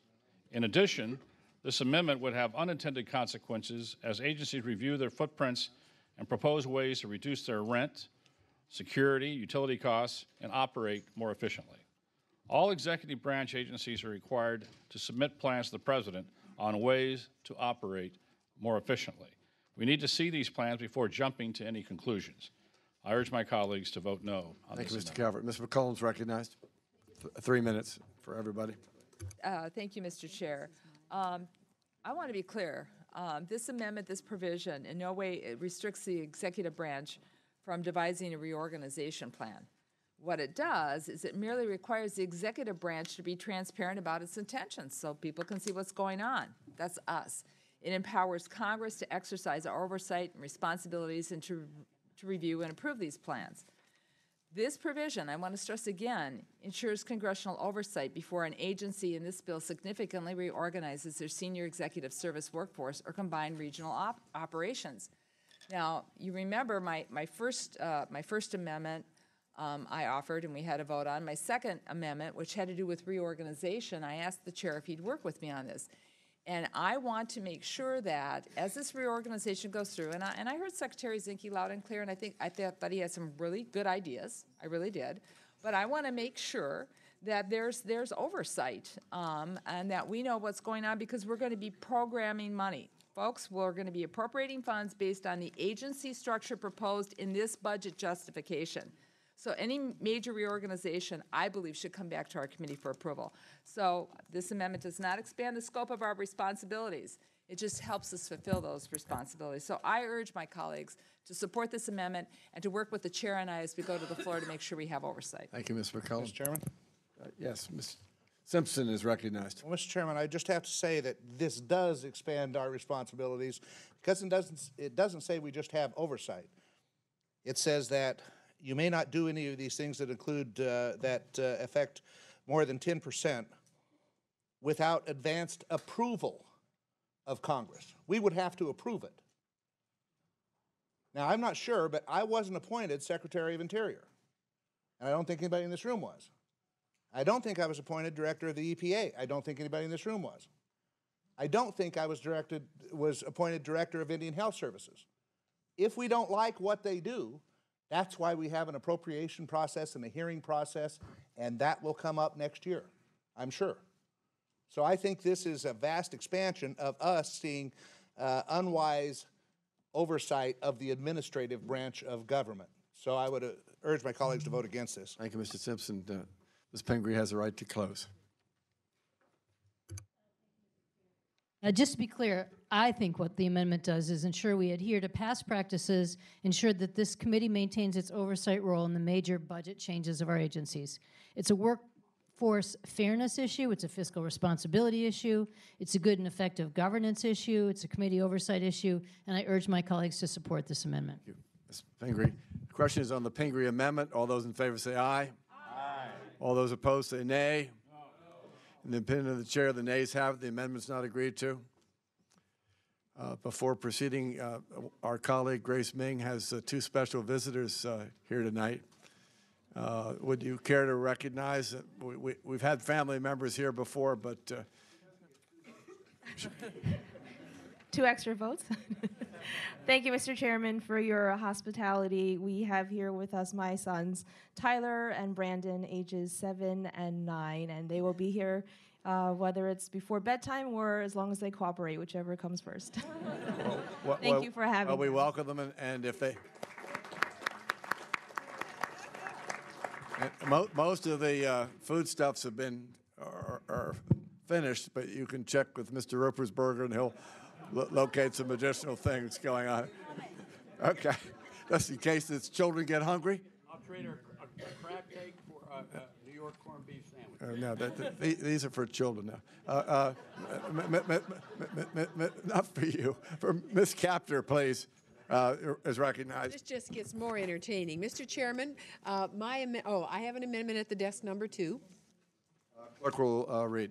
And I ask unanimous consent that the Consider it done, and is read. gentlewoman's recognized for The 3 amendment- minutes. The amendment would increase by $16 million the Safe and Sustainable Water Resources Research account, thereby restoring the funding to the FY17 enacted level. I offer this amendment to highlight a topic which the American people overwhelmingly support, and that is clean water. The Safe and Sustainable Water Resources Research account has the goal of developing scientific and technological solutions for the protection of human health and watersheds. There are 4 specific topics they address: watershed sustainability, nutrients and harmful algal blooms, green infrastructure, and water systems, including drinking and wastewater. I know my colleagues have heard me speak at length about the harmful algal blooms afflicting the Great Lakes and Lake Erie in particular. Algal blooms are a growing problem, increasing in severity and frequency in every state in the nation. To highlight that point for my Republican colleagues, I've attached a news article from your state and often your own district to the amendment you have in front of you. Nearly every one of us has some algal blooms event in or near our districts in the last 2 summers. So the impacts from algal blooms are not limited just to the drinking water problems of the Great Lakes. Fisheries have been closed due to toxins on the Gulf Coast in Texas, on the East Coast in Maryland and Virginia, and up in New England, and all of our West Coast states, particularly the crab fisheries of the Pacific Northwest. Lakes and beaches around the country have been closed to recreation, from Lake Elsinore in Southern California, Utah Lake in Utah, the east and west coasts of Florida, and many, many others. This concern is not limited to constituents either. Several years ago, Senator Inhofe, after swimming in the lake behind his own home, became very ill, and he attributed it to algal blooms. Our government performs various scientific research projects, but the research into keeping our water clean and safe and sustainable is a higher priority than any other. Perhaps for some of us, it takes living through the trauma of a water crisis to realize how precious water really is, but I hope no other community has to face the realities that Toledo, Ohio, and Flint, Michigan have been dealing with over the last 3 years. On behalf of these communities and all others at risk, I urge support of my amendment, and I yield back. Thank you, Mr. Capter. Chairman Calvert. I rise in opposition to the amendment. There are certainly many aspects of EPA's research that we continue to support, and the bill provides $151 million more than what the President requested for EPA research programs. And the research programs in particular, this bill provides $22 million above what the President requested. There are many algae bloom programs that this bill supports, including under USGS and under the Great Lakes Restoration Initiative. I know this is an important topic for the gentlelady and in many other areas around the country, as you mentioned, including my own congressional district. However, this amendment would breach our 302B allocation, so I must oppose it. This is a program area that I'd like to revisit, though, down the road if there's a more comprehensive budget agreement, which we've been talking about. However, at this time, I must oppose the amendment and encourage my colleagues to do the same. Thank the chairman for his remarks. Any further discussion on the Capter amendment? Ms. McCollum. Mr. Chairman, I'm very pleased to hear Chairman Calvert say he'd like to work on this, because there's one provision about this program that I think is really something that we need to take to heart. The work funded by this program is done in partnership with other federal and state agencies, academia, non-government agencies, public-private stakeholders, and the scientific community. So when our share of the dollars aren't there to make everyone come together to solve a problem or look at an issue, then maybe the issue doesn't get looked at or solved. So, Mr. Chairman, I thank you for your thoughts about working on this important issue that's important to all of our communities. Thank you. Thank you, Ms. McCollum. Ms. Capter, a minute to close. Yes, let me close by drawing your attention to something economists call the diamond water paradox. This is the idea that even though diamonds are effectively useless, they command a very high price. At the same time, water, which is essential to life, is priced at almost zero. And over the last few years, well, actually the last century, we've depleted in our country the equivalent of 2 Lake Eries from our nation's underground water supply. I offer this amendment because we need to protect clean water. I truly appreciate the Chairman Calvert's attention to this, and I urge support of this amendment and yield back. The question is on the captor amendment. All those in favor say aye. Aye. All those opposed say nay. And the chair. Who shouted? The nays have it. And the amendment's not agreed to. Dr. Harris. Dr. Harris. Thank you very much. Harris Amendment number 2 is at the desk, and I move to waive the reading. Considered it read. You're recognized. Thank you very much, Mr. Chairman. This is a very simple amendment. It deals with an offshore wind farm that's in the final stages of approval off the Maryland coast. Now, the Block Island Wind Farm was the first major one in the United States, very small. This one is much, much larger. And the problem is that the proposers of this project, it's actually owned by an Italian company, the larger project, actually isn't working with Ocean City, Maryland. Ocean City is our resort town. They first said that the towers are going to be shorter, then they raised them. They started at 12 to 15 miles when they had a little resistance because these are going to have red blinking lights on the top. We're very worried. Our population in that town goes to 300,000 in the vacation season. That is the economic driver of the lower shore of Maryland. And we want them to just site this out 24 nautical miles around the curvature of the earth. The proposal in Virginia Beach down the coast is 27 miles. So it's not the technology is not possible. It's just they want to save money. They want to bring it in close. And it is bad for the economy. All this does says, look, for this next fiscal year, they can't get the final approval because this will bring them back to the table with Ocean City, Maryland. It'll either make them reduce the height a little bit or move them further out so that when you go to the ocean in Ocean City, Maryland, you're not looking at red blinking lights on the horizon. So I would move favorable adoption. Thank you, Dr. Chairman Calvert. I rise to support the amendment. I understand my colleagues offering this amendment to address concerns from his residents with respect to the visibility of these offshore turbines. With all the offshore projects, many varying viewpoints need to be taken into account. However, I do have a few concerns, as does the department. As drafted, I believe the language could impact projects beyond the gentleman's intent, and that may raise some concerns. Therefore, I hope we can continue to work together. But at this time, I support the gentleman's amendment, and I encourage its adoption. Thank you, Chairman Calvert. Ms. McCollum. Thank you, Mr. Chair. Well, the Congressional Budget Office scores this provision as costing the federal government $6 million because of breach of contract and loss of rental receipts. $6 million. This amount doesn't even include the liabilities that the federal government would incur due to economic loss and other costs incurred by the economy. And if you remember what I said earlier, since 2010, the EPA has been cut $2.2 billion. 64% of the cuts in this bill that we're discussing today came out of the EPA. And now with this amendment, the EPA could be having to pay out, most likely would pay out, $6 million to pay on the default of contracts. It also sets a damaging precedent that could impact other offshore development in other states. It also interferes with the Maryland General Assembly. I'm a former state legislator, and I want to be supportive of the wishes of Maryland as a regional hub for the offshore wind industry. So this amendment's going to cost federal taxpayers $6 million, and so that the contracts with energy companies can be broken, and it directly harms the economy of the state, which the state legislature was supporting. So I urge my colleagues to reject this amendment on many grounds. Ms. McCollum, further discussion. Mr. Ropersberger? Yes, Mr. Chairman, I stand in opposition to the amendment. The measure to desk will effectively kill a project which has been in development for over 10 years. The proposed wind farm off the coast of Ocean City has the potential to bring at least 5,000 paying jobs to my district and raise $74 million in state tax revenue. These family-supporting manufacturing jobs will be located in the emerging Trade Point Atlantic complex in Sparrows Point, Baltimore County, Maryland. The manufacturing jobs will be created near the old Bethlehem Steel Mill, which shut its doors in 2012 after 100 years of operation. The closure of Bethlehem Steel brought the loss of 40,000 jobs and turned a thriving community into an area that is now severely underserved. Additionally, the wind farm will provide enough clean, renewable, and safe electricity to power over 500,000 homes. So what's the hang-up? The debate centers upon how far the wind farm will be placed from the shoreline.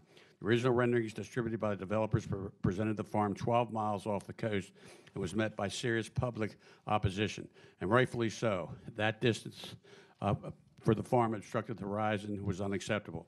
In fact, I initially was so concerned that I wrote to the Maryland Public Service Commission to try to block the project in the current form 12 miles offshore. Ocean City is my second home. I was a lifeguard on the Beach Patrol in Ocean City for 5 summers and a summer cop going to law school. So I care a lot about Ocean City. Now, I felt that I negotiated with the president of U.S. Wind, Paul Rich, who is a developer of the project.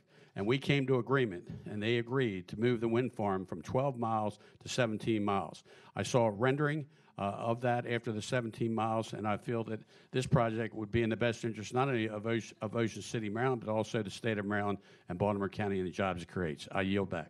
Thank you, Mr. Ruppersberger. Ms. Capter is recognized. Yes, Mr. Chairman, I rise to oppose the amendment of my good friend from Maryland. I do believe it's precedent-setting, and there are more appropriate and technically precise ways to direct wind turbine placement. We know that from what we're working on in the Great Lakes region.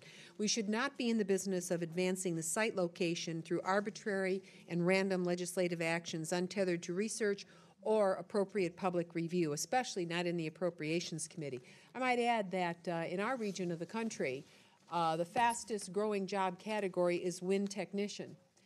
So the possibility of this new industry giving birth to thousands and thousands of jobs is a reality today for us. Additionally, as a member who has fought hard to capture the benefits of offshore and wind power in a freshwater region that holds great promise for productive outcomes of this renewable energy, I worry about the precedent that this actual language would set. Offshore wind can be a valuable investment and part of a mix of energy strategies important to meeting our energy needs. In fact, Lake Erie is known as the Saudi Arabia of wind. The renewable energy industry relies on sensible regulation grounded in a solid understanding of both the environmental impacts and benefits, and wind energy investment represents jobs and economic advantages for individuals and communities across our nation. We should respect the public engagement and regulatory reviews as they go forward in the different regions without short-circuiting the process through such a singular legislative move, and I urge my colleagues to vote no. Thank you. Thank you, Ms. Capter. Dr. Harris to close a minute. Thank you very much, Mr. Chairman. I appreciate the subcommittee chairman's support. There's nothing arbitrary about this. It's the curvature of the earth. It's the physics. It's you will see these windmills unless they're placed 27 miles out. You know, I appreciate my colleagues who have inland districts. They're not going to see these windmills. But the tourists who come to my district will, and a study from North Carolina says that 54% of people will not come back to a place where they see windmills. They'll go to some place without windmills. This doesn't kill the project. This delays it. U.S. Wind is halfway there. They went from 12 to 17. They got to put them further out, just like they're doing in Virginia Beach. That's all this does. So I'd ask favorable support of the amendment. Thank you, Mr. Harris. The question is on the Harris amendment. All those in favor say aye. Aye. All those opposed say nay. No. In the opinion of the chair. Aye, excuse me. Aye. The ayes have it.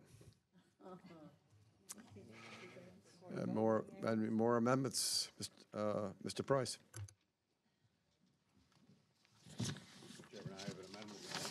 Clerk will read. An amendment offered by Mr. Price. Consider it read. The gentleman's recognized for 3 minutes. Mr. Chairman, my amendment would bring EPA research funding to current year levels.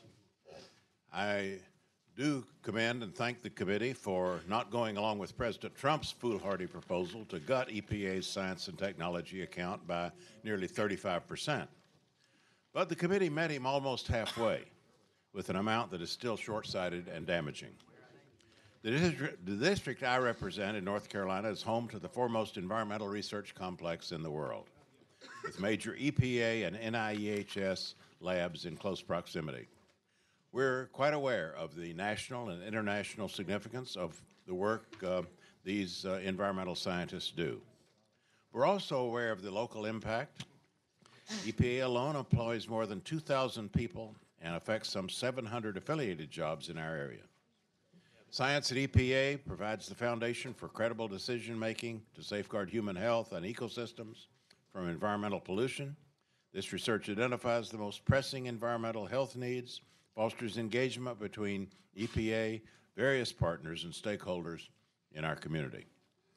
This bill threatens the vital work of this agency by cutting its funding by 15%, its research funding. This could effectively result in EPA labs across the country seeing equivalent cuts or worse. We've already heard rumors in the President's budget justifications about consolidating and closing labs.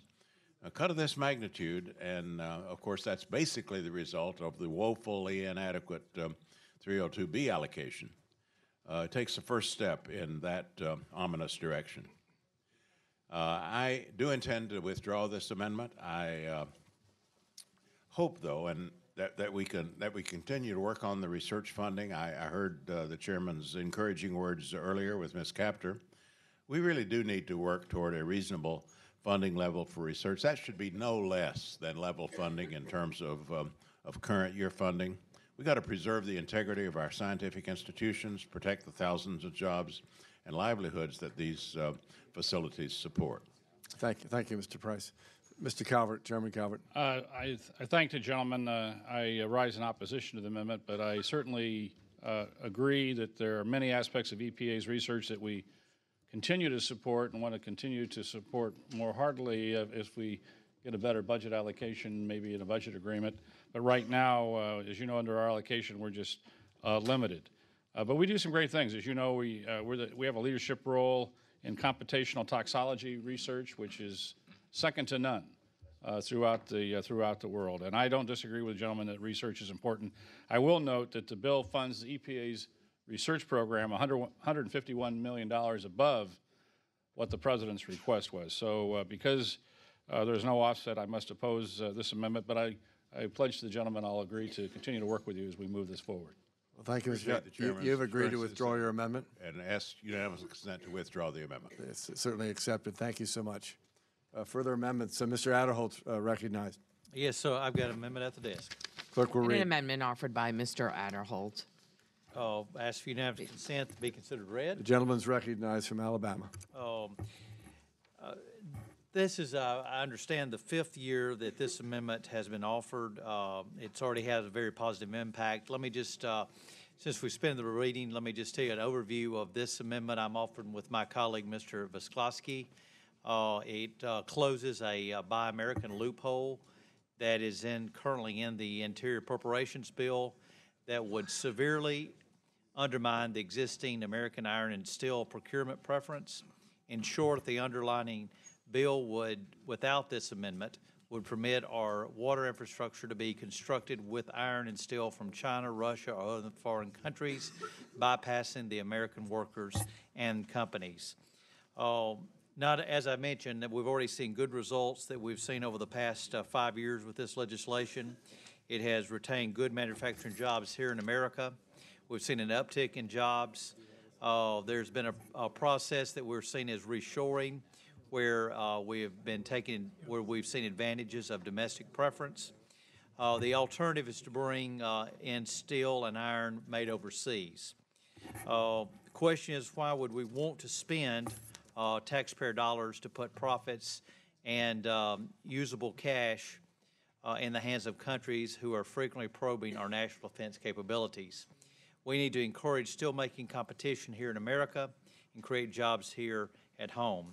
Most of us remember that back last April of this year, President Trump signed the Buy American executive order, which addressed this issue by including a definition of produced in the United States for iron and steel that is consistent with the EPA current policy. However, there is language in this bill that is not consistent with the President's executive order, and therefore the amendment that I have before you would create jobs here in America through this Buy America provision, and I would ask my colleagues to support it. Thank you, Mr. Adderholt. Chairman Calvert. Thank you. It's my duty to come out against Mr. Adderholt's amendment during the Buy America Week.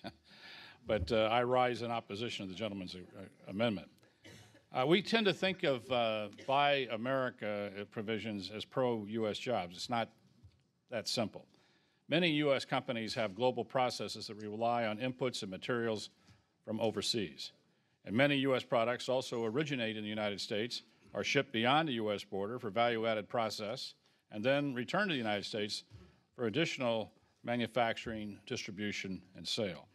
The language of the amendment before us has been narrowly interpreted by the administration. I believe the administration drew an arbitrary process line in the sand, which negatively impacts jobs in my area in California.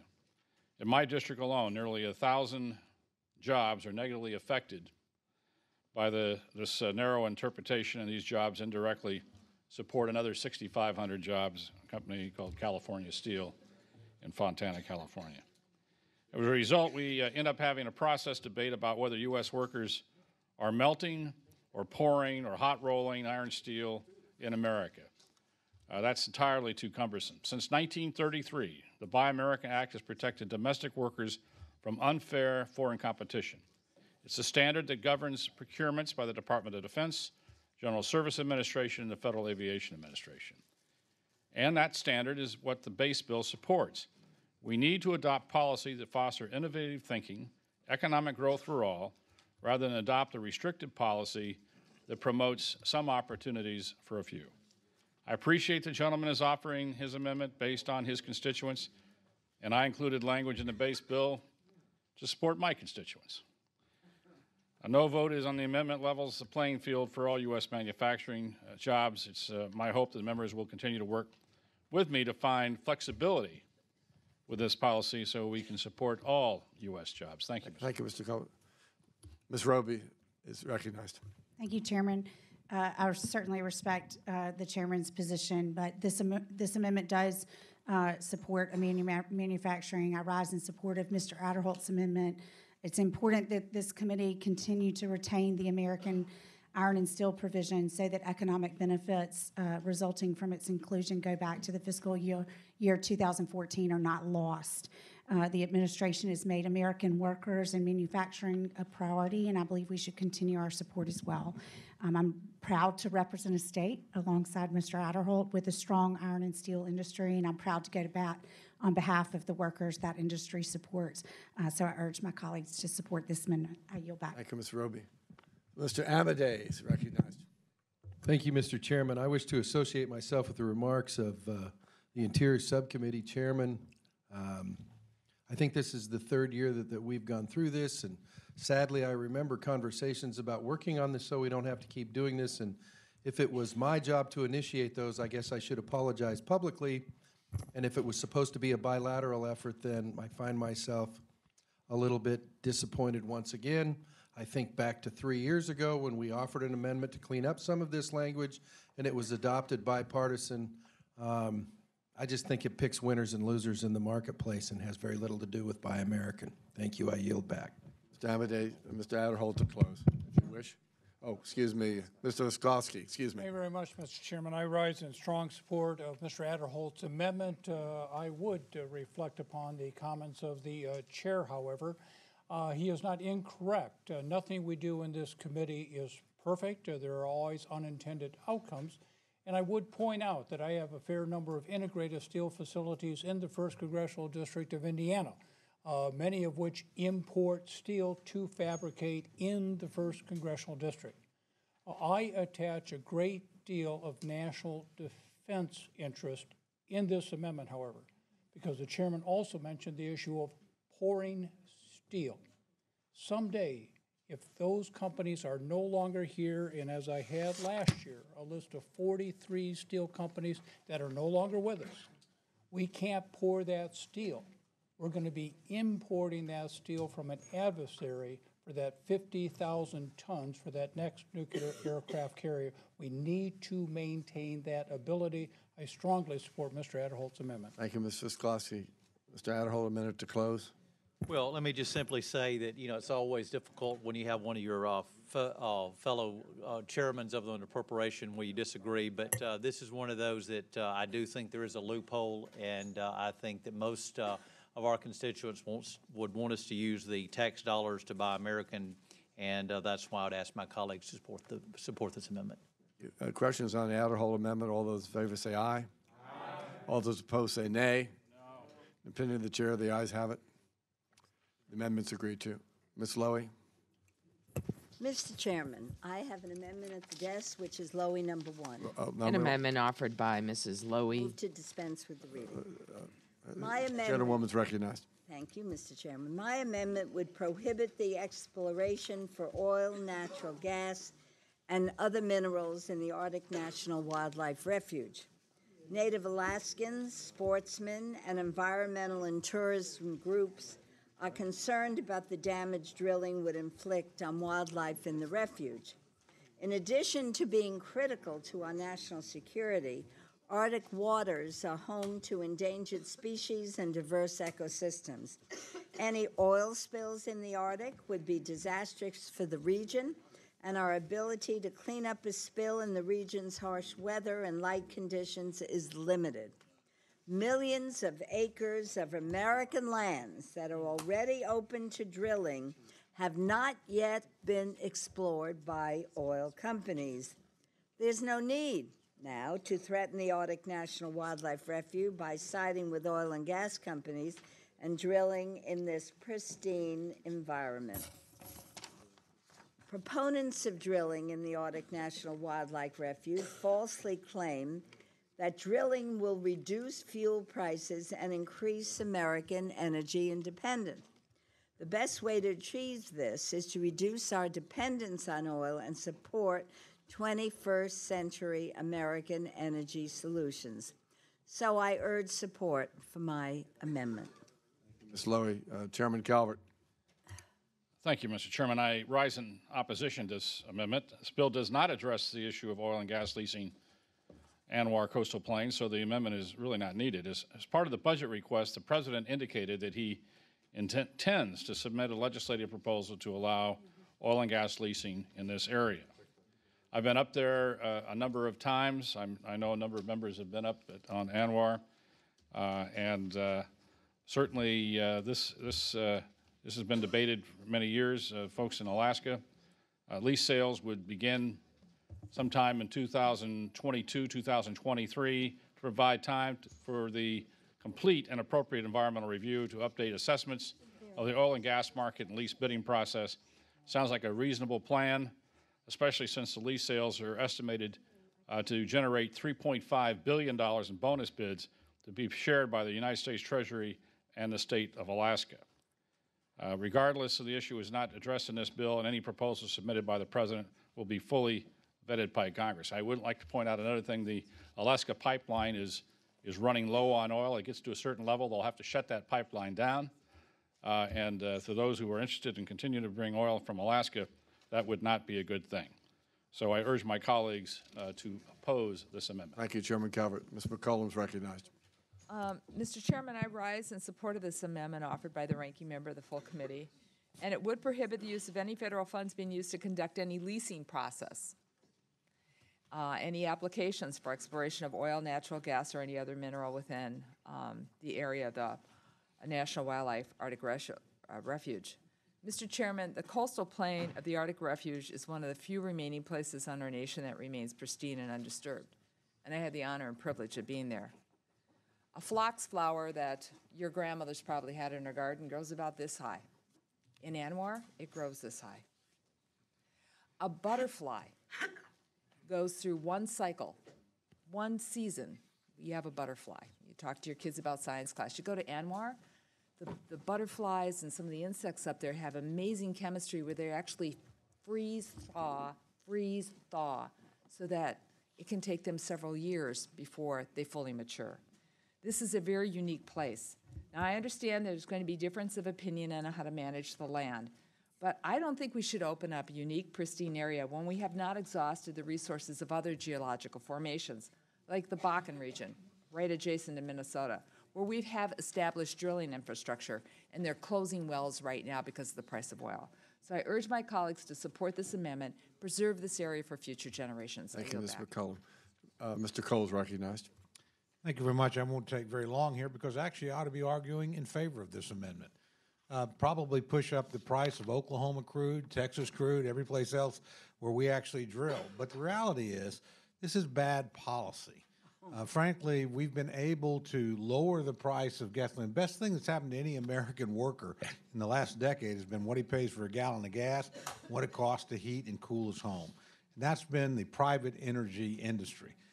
They've been the ones that have been the drivers in this. And it's also been the greatest strategic game changer for our country as we have become less dependent on foreign fuel. We're frankly, basically right now, essentially energy independent in a North American sense, thanks to our friends in Mexico and Canada and the enhanced production here in the United States. We're now #1.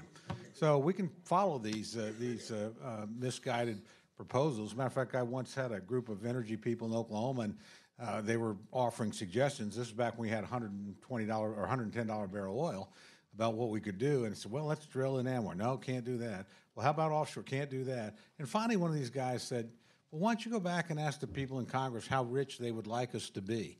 Because what they're basically doing is driving up the cost someplace else. And the American people will pay for that, and the country will become strategically weaker.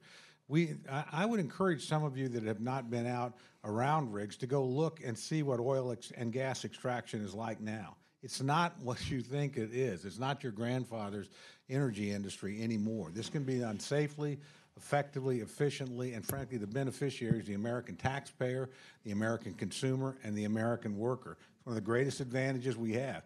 But if you guys want to usher us back to the era of $100 barrel oil, there'll be parts of America that's not so bad for, but I suspect it's probably not the areas you represent. So with that, I would urge the rejection of the gentlelady's amendment. Thank you, Mr. Cole. Ms. Lowy, to close. A minute.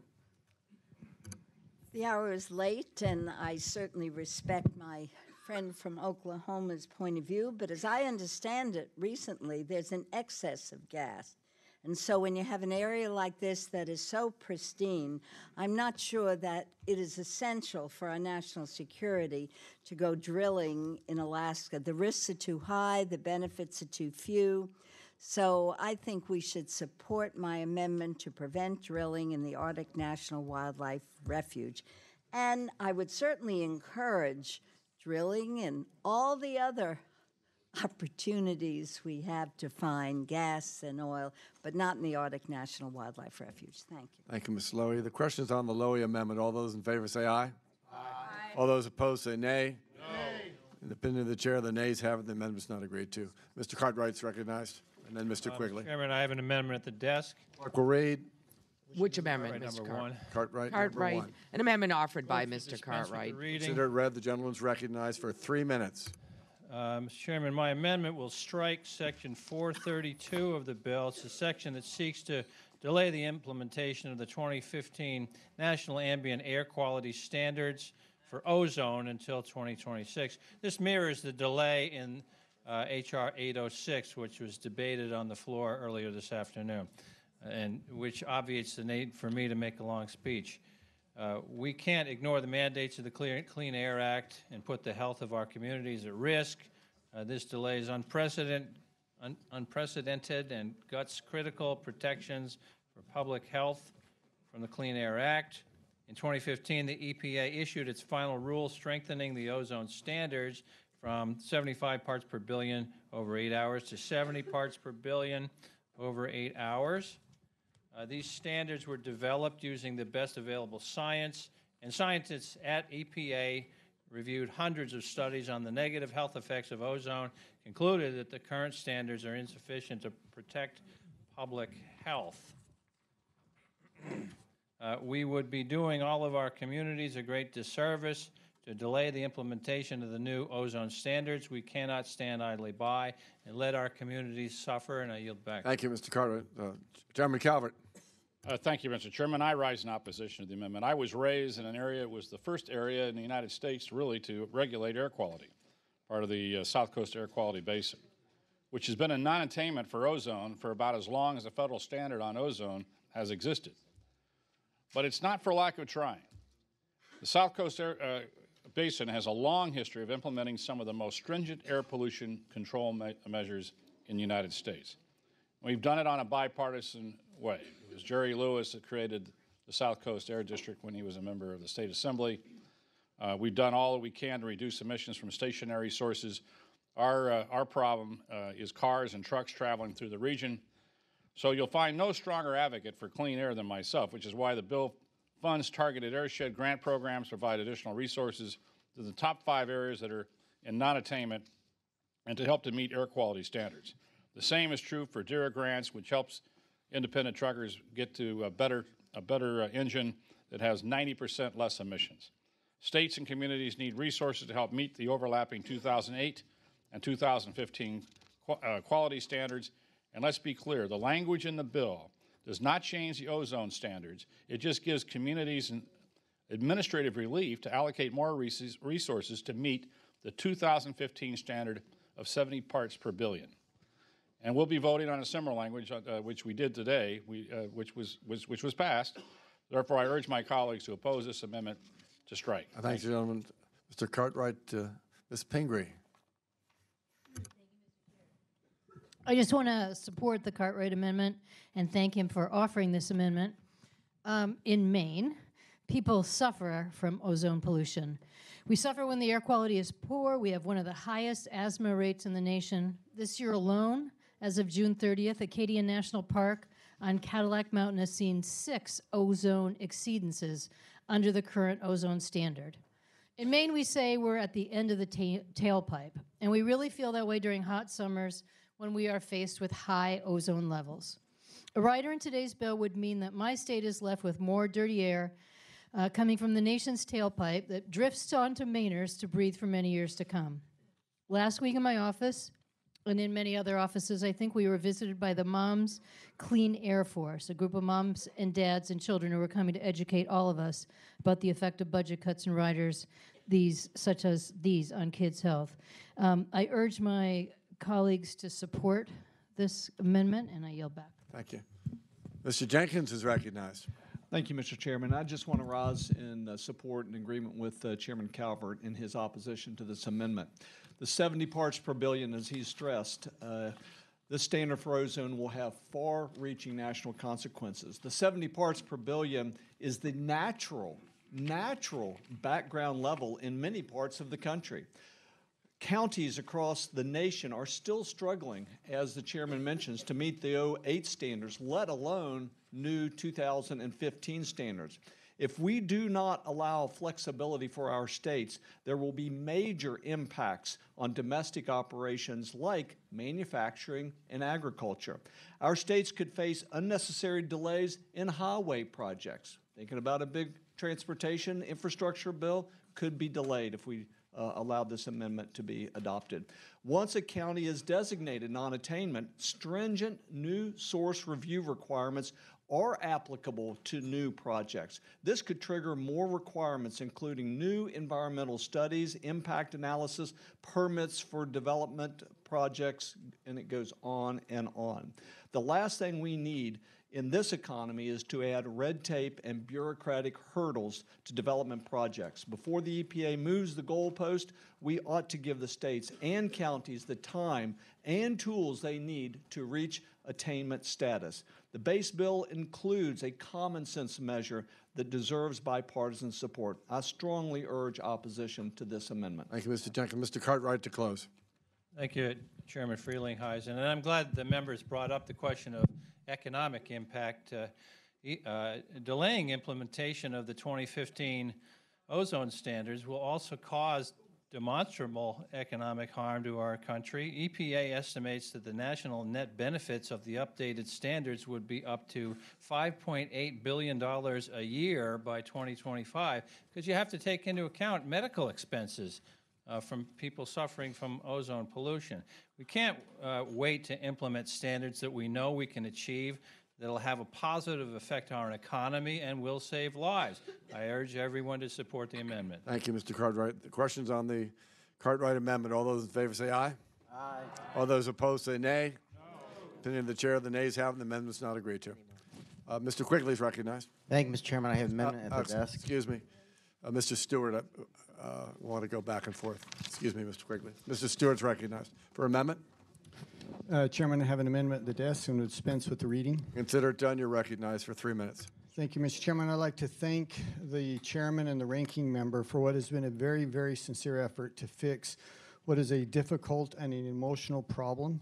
Let me begin by saying something important. I want to be very clear on this. I want to illustrate this through a personal experience. When I was a young lieutenant in pilot training, I went to 3 weeks of survival school.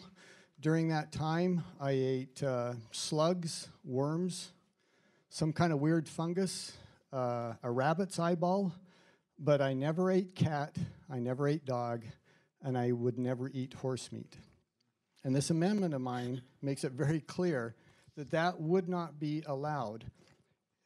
I grew up farming. I feel the same way about horses that most of us feel about our pets, about cats and dogs. I view them as companions, not as a source of food, which is why this amendment, again, is so expressly clear. It does not allow for the slaughter of wild horses. And if I could read very quickly from the amendment, appropriations herewith made shall not be available for the sale of wild horses and burros that results in their destruction, for processing into commercial products, including for human consumption.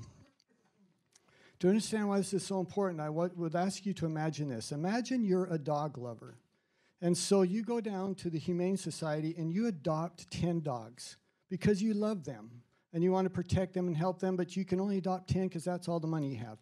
You put them in your backyard, you start to feed them a pound each every day, and after 10 years or after a year, there's not 10 dogs, there's 20, and then there's 40, and then there's 100, but all you can do still is afford to feed them 10 pounds a day. And so these dogs are starving, they're fighting with each other, they're eating dirt, and they're having unhealthy offspring. That is what we're left with out in the West. And it's best illustrated, and some of you have seen this before, through this picture.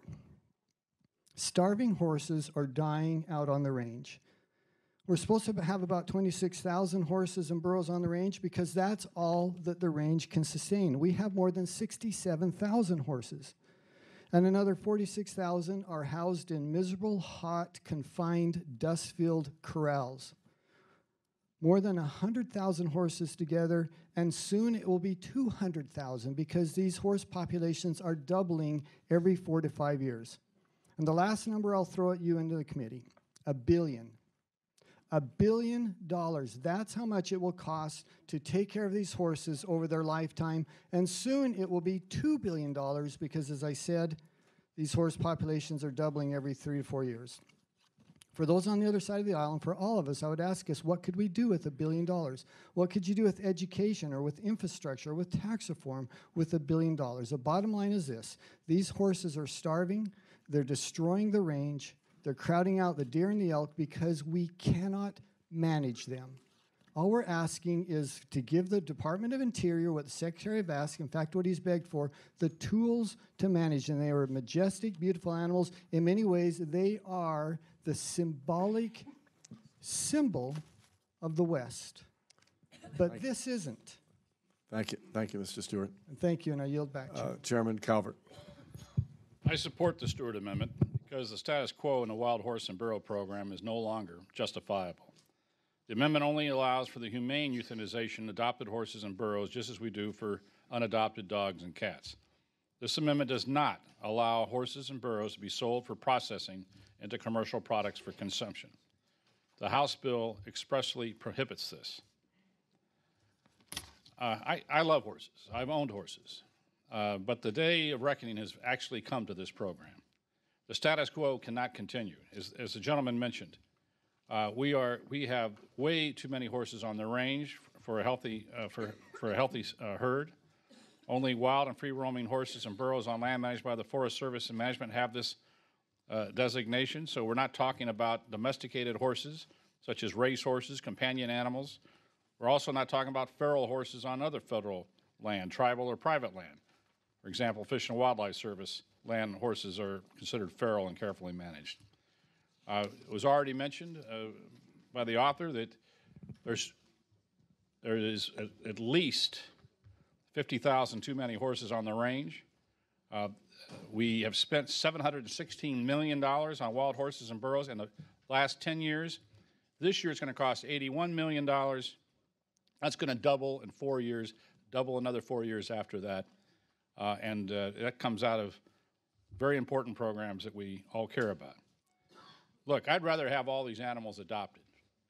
And we've been talking to people, these organizations have been saying that they're going to get these animals adopted, but I think the last couple of years they get 2,500 animals a year adopted. That's not going to do it. We need to give some flexibility to Department of Interior to manage this program. And it's also ruining the habitat on the ground for other endangered species. So it's time that we deal with this. I do this with a heavy heart. I love horses, but we've got to manage this process. So thank you, Mr. Chairman. Further discussion. Ms. McCollum is recognized.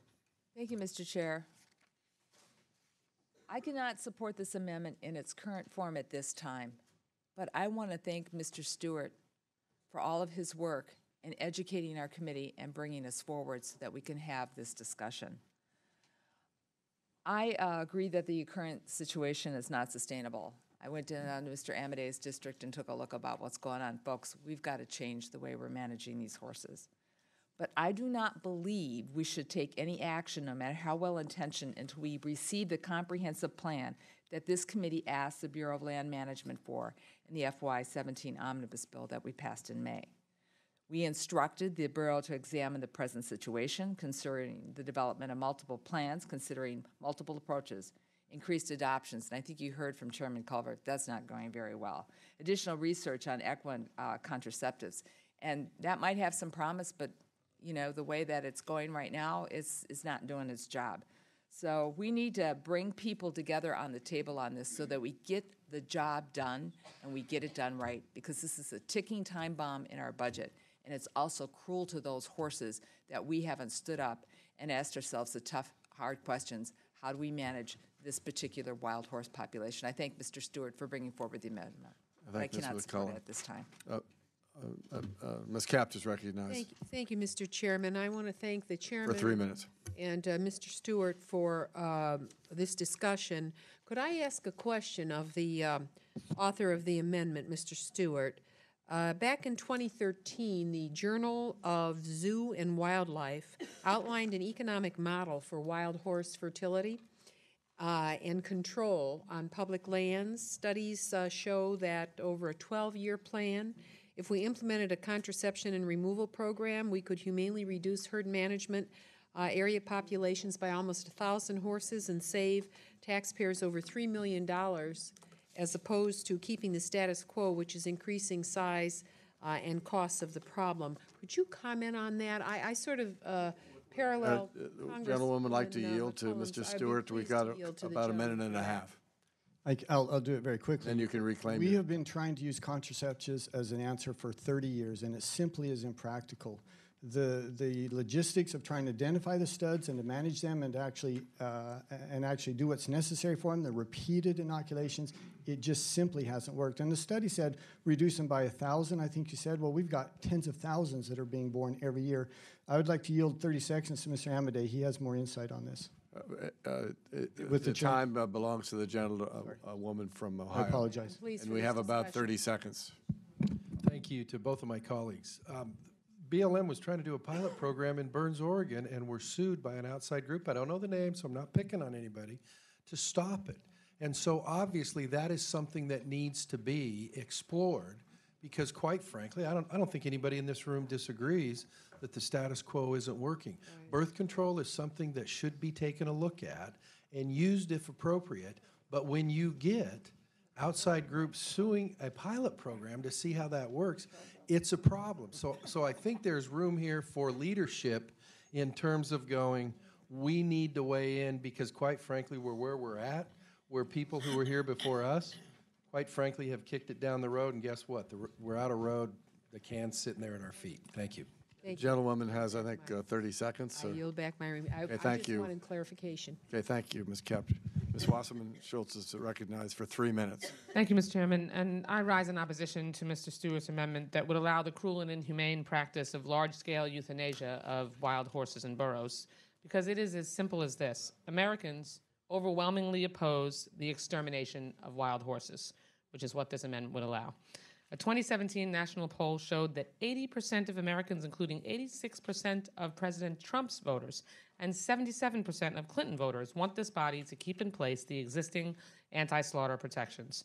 Thankfully, there is a more humane and cost-effective approach to population control that exists, PZP, a fertility control vaccine given to mares on the range through an injection or a simple dart. The vaccine prevents fertilization and pregnancy via an immune response. It does not affect the animal's hormonal system, thus preserving the natural behaviors that distinguish wild horses from their domestic counterparts. These birth control measures, speaking of 30 years of science and success in the field, have proven that they work. Yet the Bureau of Land Management has actually reduced its use of PZP and now spends 0% of its budget on humane birth control. Rather than outright extermination, we should rely on proven, humane solutions that can help us control populations. And if we aren't able to get to enough of the horses and burros and make sure that we can inject them with these fertility drugs, then we need to find a way to do that. But we still have to do whatever we can to respect these majestic animals that represent the spirit of the American West. Thank I you, urge my colleagues to oppose the Thanks, amendment. Gentlewoman, for comments. Mr. Price. Mr. Chairman, let me just briefly add to what Ms. Washburn-Schultz just said. And I'm not an authority on this. I doubt any of us are. But people who know a lot more about this than I do swear by this method, this PZT method, and they have some successful control of herds to prove it. Apparently, this would be the Corolla wild horses in the northern Outer Banks of North Carolina. They're managed by a nonprofit that has administered this PZP birth control. And then the wild horse populations of Shackelford Bank and the Cape Lookout National Seashore, same kind of arrangement, a partnership between the National Park Service and a nonprofit organization. Apparently, these methods have had some serious degree of success. I'm sure there's more work to do, but I am also sure that public opinion and opinion certainly in North Carolina with the kind of fascination our people have with these horse populations, the opinion is overwhelmingly in favor of trying these things, trying to work out some alternative to the kind of extermination that's proposed here tonight. So I would oppose the amendment. Thank you, Mr. Price. A minute to close. Mr. Simpson seeks time, 3 minutes. Thank you, Mr. Chairman. First, let me say I hate this issue. I think everybody here hates this issue. The reality is we got a problem, we got to face it, and we got to deal with it. PZP, beautiful, just hasn't been working. BLM's been trying it. That's why they tried the pilot program in Burns. That's why they were sued. We can't seem to move off of this, but the reality is you think you're being kind to horses? You're not. Letting them starve out on the range? Ms. McCollum has gone out and seen them. Some of you that talk about this need to actually go see what's happening instead of just talking. It is a problem. And we are spending in this bill $80 million. The former BLM director came to me one day a couple years ago and had an idea. Said, you know, maybe everybody talks about adoption. Okay, let's just let them be adopted, and then it's kind of off our shoulders. Well, nobody's adopting these things, these horses. Not very many people anyway. Maybe we need to incentivize people to adopt them. If you adopt a horse and you keep it for 10 years, we'll give you $10,000. When he first said that to me, I said, where are we going to come up with that money? He said it only cost half as much as what it's costing us now to maintain the horses. There are lots of different things that we can do to try to address this problem. There is no silver bullet. Well, maybe that's the wrong term to use. There is no one thing that is gonna fix this. But because we're spending $80 million on this, we're not spending the amount of money we need to on Indian Health Services, or Indian Education, or any of the other programs in the Interior bill.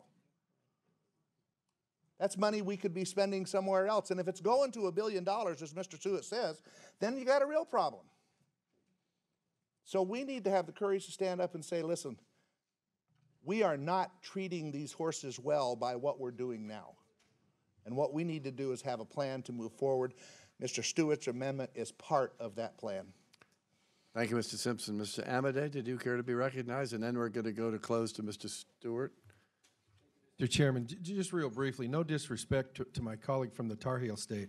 It's much easier to manage them on an island than it is in my state, which has the highest population on 56 million acres of public land and private land, too. I would just earnestly suggest it's a different management issue, and when you got 56 million acres versus the Outer Banks. Love to trade places with you.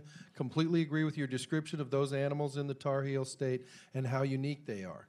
Finally, I'll tell you this. From talking with the wild horse and burro people at the Bureau of Land Management, PZP has mixed results. So if I would just humbly disagree with somebody who says, that's it, just dart them and the problem's solved. It's not, which is why they wanted to do the test program in Eastern Oregon, which was shut down. I'm not saying those people are evil. I'm just saying leadership from the Congress as a first step is something that is, I think, appropriate at this point in time. Thank you, Mr. Chairman. I yield. Mr. Amade, Mr. Stewart, a minute to close. Well, I just say part of this conversation to me is just full of irony. I mean, the presumption is mean old Chris hates these horses and wants to get rid of them. I love these horses, and I'm going to defend them. I just think that's nuts. What you're saying is that this is okay with you.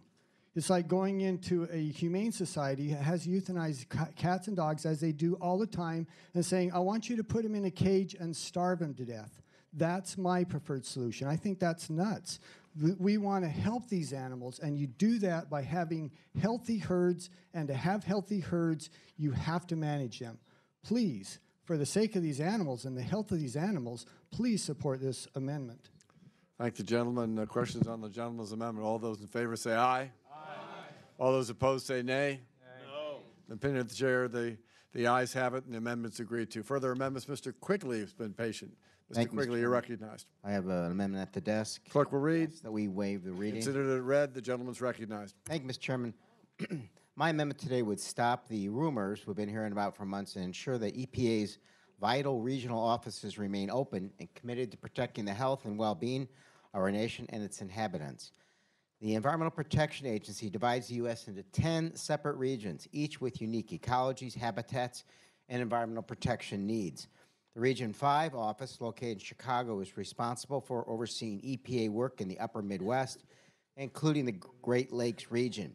Region 5 has the most industrial facilities of any region, so the office is always on call to handle frequent spills and contamination and to ensure whatever accidents do occur are contained before they spread through the lakes. In recent years, the Region 5 office has had to deal with some high-profile environmental disasters, such as the lead crisis in Flint and the recent release of toxic chemicals from a U.S. steel facility in Portage, Indiana. Region 5 is also home of the Great Lakes Restoration Initiative, the largest investment in the Great Lakes in more than 20 years, and an extremely popular and successful program with broad bipartisan support. In total, 51 million jobs and 90% of the U.S. fresh water supply is under the jurisdiction of Region 5. Each of the EPA's regions is home to similar vital and irreplaceable resources. However, since the start of this administration, we've heard time and again that EPA regional offices are on the chopping block, particularly Region 5, which would be moved to Kansas City, more than 500 miles from the closest Great Lake. Recent crises have demonstrated that regional offices need to be empowered, not defunded. The regional offices act as a last line of defense, protecting citizens when local catastrophes strike or local resources need to be defended. My amendment would prevent any funds from being used to close Region 5 or any other regional office. This measure is necessary to protect America's ecosystems and the health of our citizens. Thank you, Mr. Quigley. Chairman Calvert. I rise in opposition to the amendment. There are no regional closures proposed in the budget, therefore this is an unnecessary amendment. This topic was discussed at our EPA hearing last month. Administrator Pruitt called rumors about regional closures just pure legend. Further, it costs money to close regional offices and move staff, and funding has not been requested to do so. In addition, the closure of regional offices is something the administration would need to propose and go through the deliberative process in Congress. It would require a multi-year effort. As a wise man with the administration once said, we can close any lab or federal building that is not located in Washington, D.C. or in a different congressional district. And as the fiscal year 2018 process has demonstrated, while the President may propose changes, Congress has the final say in funding decisions. In addition, this amendment could have unintended consequences as agents review their footprints and propose ways to reduce their rent, security, and utility costs and operate more effectively. All executive branch agencies are required to submit plans to the President on ways to operate more efficiently. We need to see these plans before jumping to any conclusions. I urge my colleagues to vote no on this amendment. Thank you. I'm not, you'll reveal at some point who that wise man was. Otherwise, I'm going to turn to Ms. McCullum for her remarks. Thank you, Mr. Chair. The office personnel at the EPA regional offices, they're at the front line. They're protecting our public health and they're safeguarding our air and water. But they also play a really critical role. They build relationships regionally. They develop relationships with staffs at state levels and local governments and with industry. It's often the staff at the regional level who can best address concerns around remote areas and specific issues. For example, we've got a couple of times now when we've really called on our Region 5 office.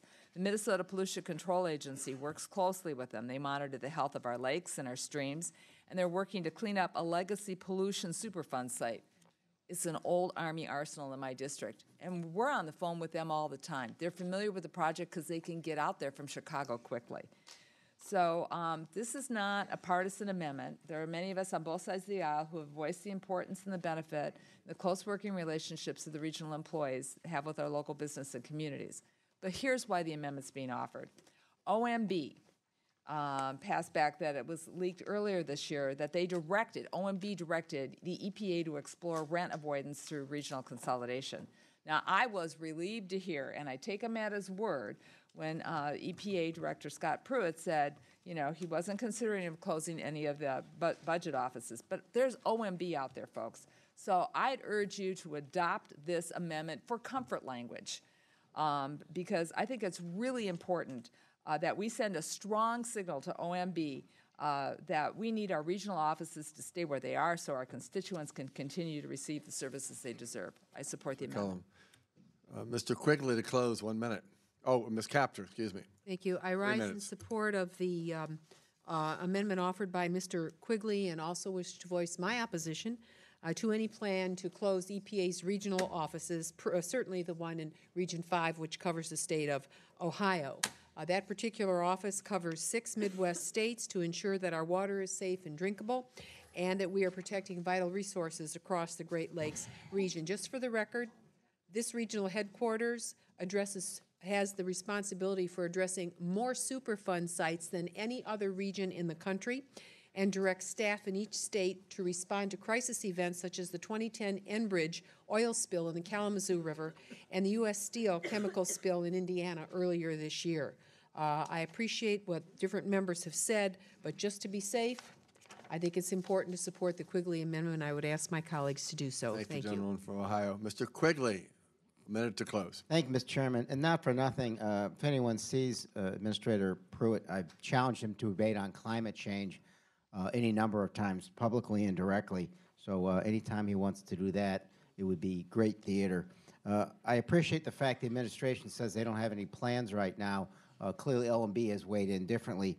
And as we have seen, this administration can change its mind in a blink of a tweet. So I don't necessarily have a lot of faith in what they might say one day versus, 5 minutes from now. Thank you. Thank you, Mr. Quigley. Questions on the Quigley amendment? All those in favor say aye. Aye. All those opposed say nay. No. In opinion of the chair, the nays have it. The amendment was not agreed to. Sufficient hands. Clerk will call the roll. Mr. Adderholt. Mr. Adderholt, no. Mr. Aguilar. Mr. Aguilar, aye. Mr. Amedee. Mr. Amedee, no. Mr. Bishop.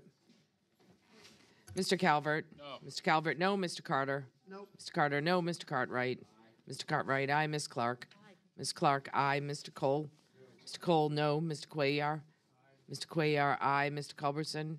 No. Mr. Culberson, no. Mr. Loro. Mr. Loro, aye. Mr. Dent.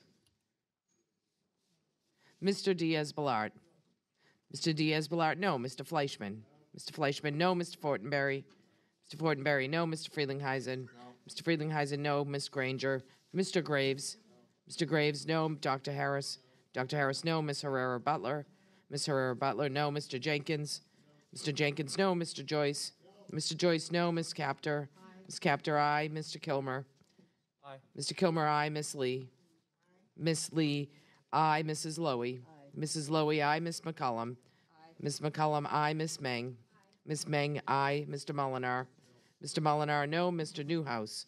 Mr. Newhouse, no. Mr. Palazzo. Ms. Pingree.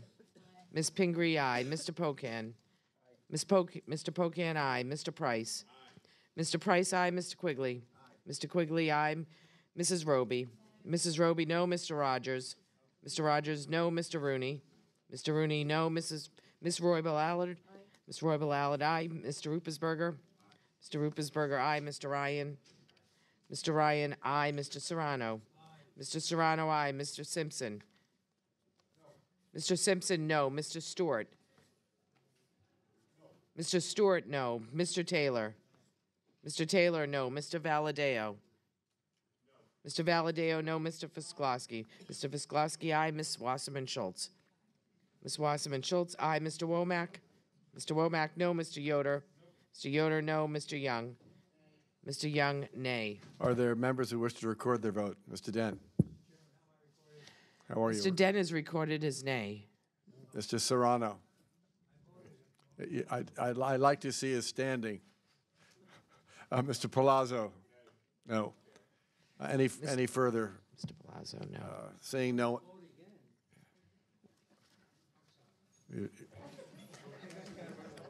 No, I want you to know we just have 7 more amendments. Are you happy? The clerk will tally.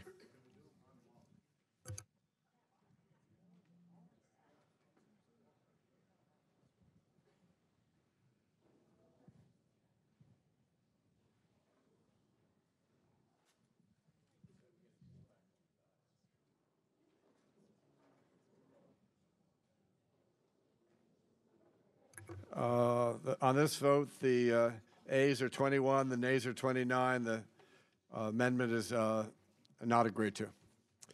Let's see, who was it? Ms. Wasserman Schultz, I think, and then Mr. Cuellar. Maybe it was a reverse, but Thank you, Mr. Chairman. I have Wasserman Schultz Amendment number 1 at the desk, and I ask that it be considered as read. consider it read. The gentlewoman's recognized for 3 minutes. Thank you, Mr. Chairman. In April of 2010, the Deepwater Horizon oil drilling rig exploded in the Gulf of Mexico, igniting a fireball seen more than 40 miles away. Of the 126 workers on site, 11 were killed. What followed was the largest oil spill in U.S. history, a true environmental catastrophe. In the first month after the spill, nearly 30 million gallons of oil spilled into the Gulf. Over the next 3 months, an estimated 184 million gallons were spilled. That's 18 times more than the Exxon Valdez. Satellite images showed the oil slick covered 25,000 square miles, impacting shorelines from Gulfport, Mississippi to Pensacola, Florida. The long-term environmental effects are still unknown. 8 national parks were threatened, and more than 400 species that live in the Gulf Islands are still at risk. Threatened species range from whale sharks to seagrass and dolphins to corals. The ecosystem's food chain has been irreparably altered. In 2011, half of the area's bottlenose dolphins were compromised by lung disease, which a NOAA study reported was caused by toxic exposure to oil. Nearly 20% weren't expected to live. In Florida alone, nearly 75,000 pounds of oil residue was collected from the beaches. Today, tar balls still dot our pristine shoreline. Just as devastating was the impact to the Gulf region's economy. The U.S. Travel Association estimated that the spill's impact on tourism across the Gulf Coast over a 3-year period could exceed approximately $23 billion in a region that supports over 400,000 travel industry jobs, generating $34 billion in revenue annually. There are many more really significant, terrible impacts on our state and on our region. For these reasons, I offered today an amendment that ensures that none of the funds made available by this act may be used to conduct an offshore oil and gas lease sale on the outer continental shelf in the Mid-Atlantic, South Atlantic, Straits of Florida, or Eastern Gulf of Mexico planning regions. Many of my Republican colleagues continue their singular focus on the extraction of fossil resources without recognizing that renewable energy is a massive job creator. It's time for us to innovate, to move beyond the antiquated, dirty, and dangerous energy production strategies that we've been so devoted to. We've seen the devastating impacts that follow an offshore gas oil drilling rig spill, and we cannot allow ourselves to be placed in that position again. I urge my colleagues to support the amendment. Thanks, the gentlewoman from Florida, for her remarks or amendment. Mr. Chairman Calvert. I rise in opposition to the amendment. This amendment would prevent the Department of Interior from performing a necessary and thorough review of existing 5-year lease plans. The amendment would also prevent the Secretary of Interior from following through on any recommendations from the staff.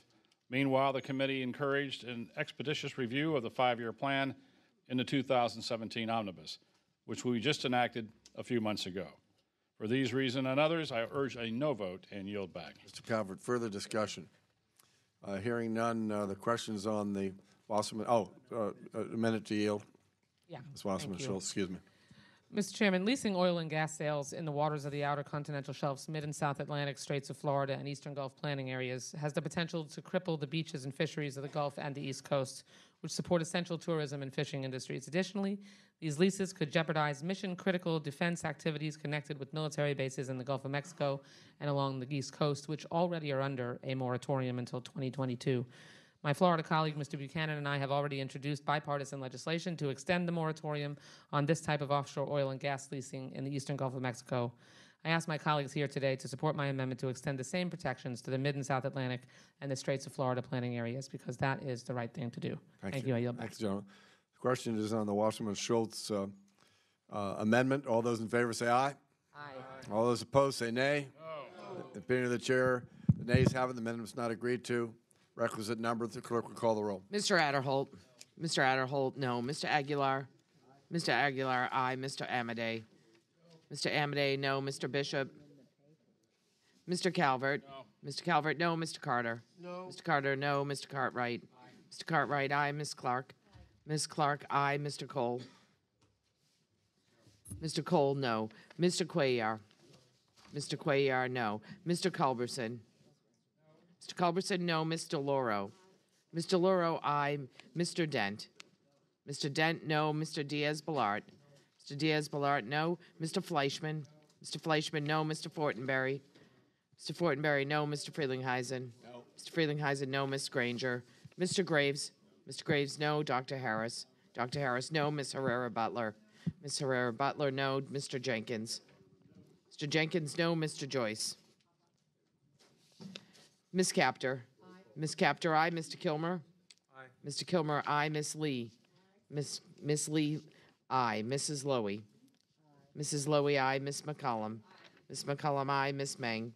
Ms. Meng, aye. Mr. Molinar. Mr. Molinar, no. Mr. Newhouse. Mr. Newhouse, no. Mr. Palazzo. Mr. Palazzo. Mr. Palazzo, no. Ms. Pingree. Ms. Pingree, aye. Mr. Pocan. Mr. Pocan, aye. Mr. Price. Aye. Mr. Price, aye. Mr. Quigley. Mr. Quigley, aye. Mrs. Roby. Mrs. Roby, no. Mr. Rogers. Mr. Rogers, no. Mr. Rooney. Yes. Mr. Rooney, yes. Ms. Roybal Allard. Aye.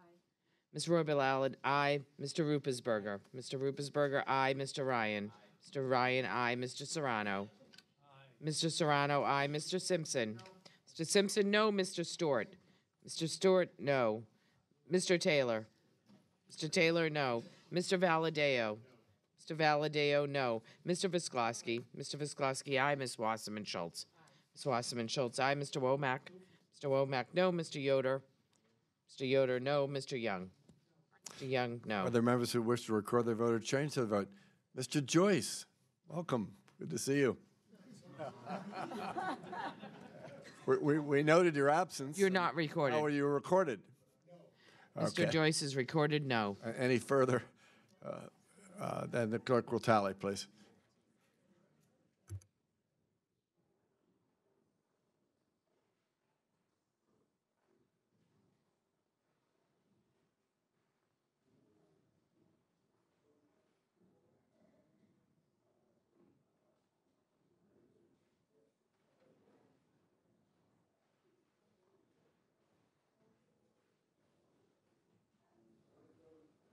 Both the ayes are 21 and the nays are 29. The amendment is not agreed to. Mr. Cuellar is recognized. Yes, thank you, Mr. Chairman. I have a amendment at the desk. The clerk will read. Consider it read. Gentleman's recognized. Mr. Chairman, this is an amendment that calls for putting back $10 million were eliminated from the U.S.-Mexico border program that provides funding for critical environmental infrastructure along the U.S.-Mexico border. This is something that for every dollar that we invest brings about $2 in other sources. I have talked to the chairman. We do understand the allocations are not there. This is something that Senator Udall and I have been working.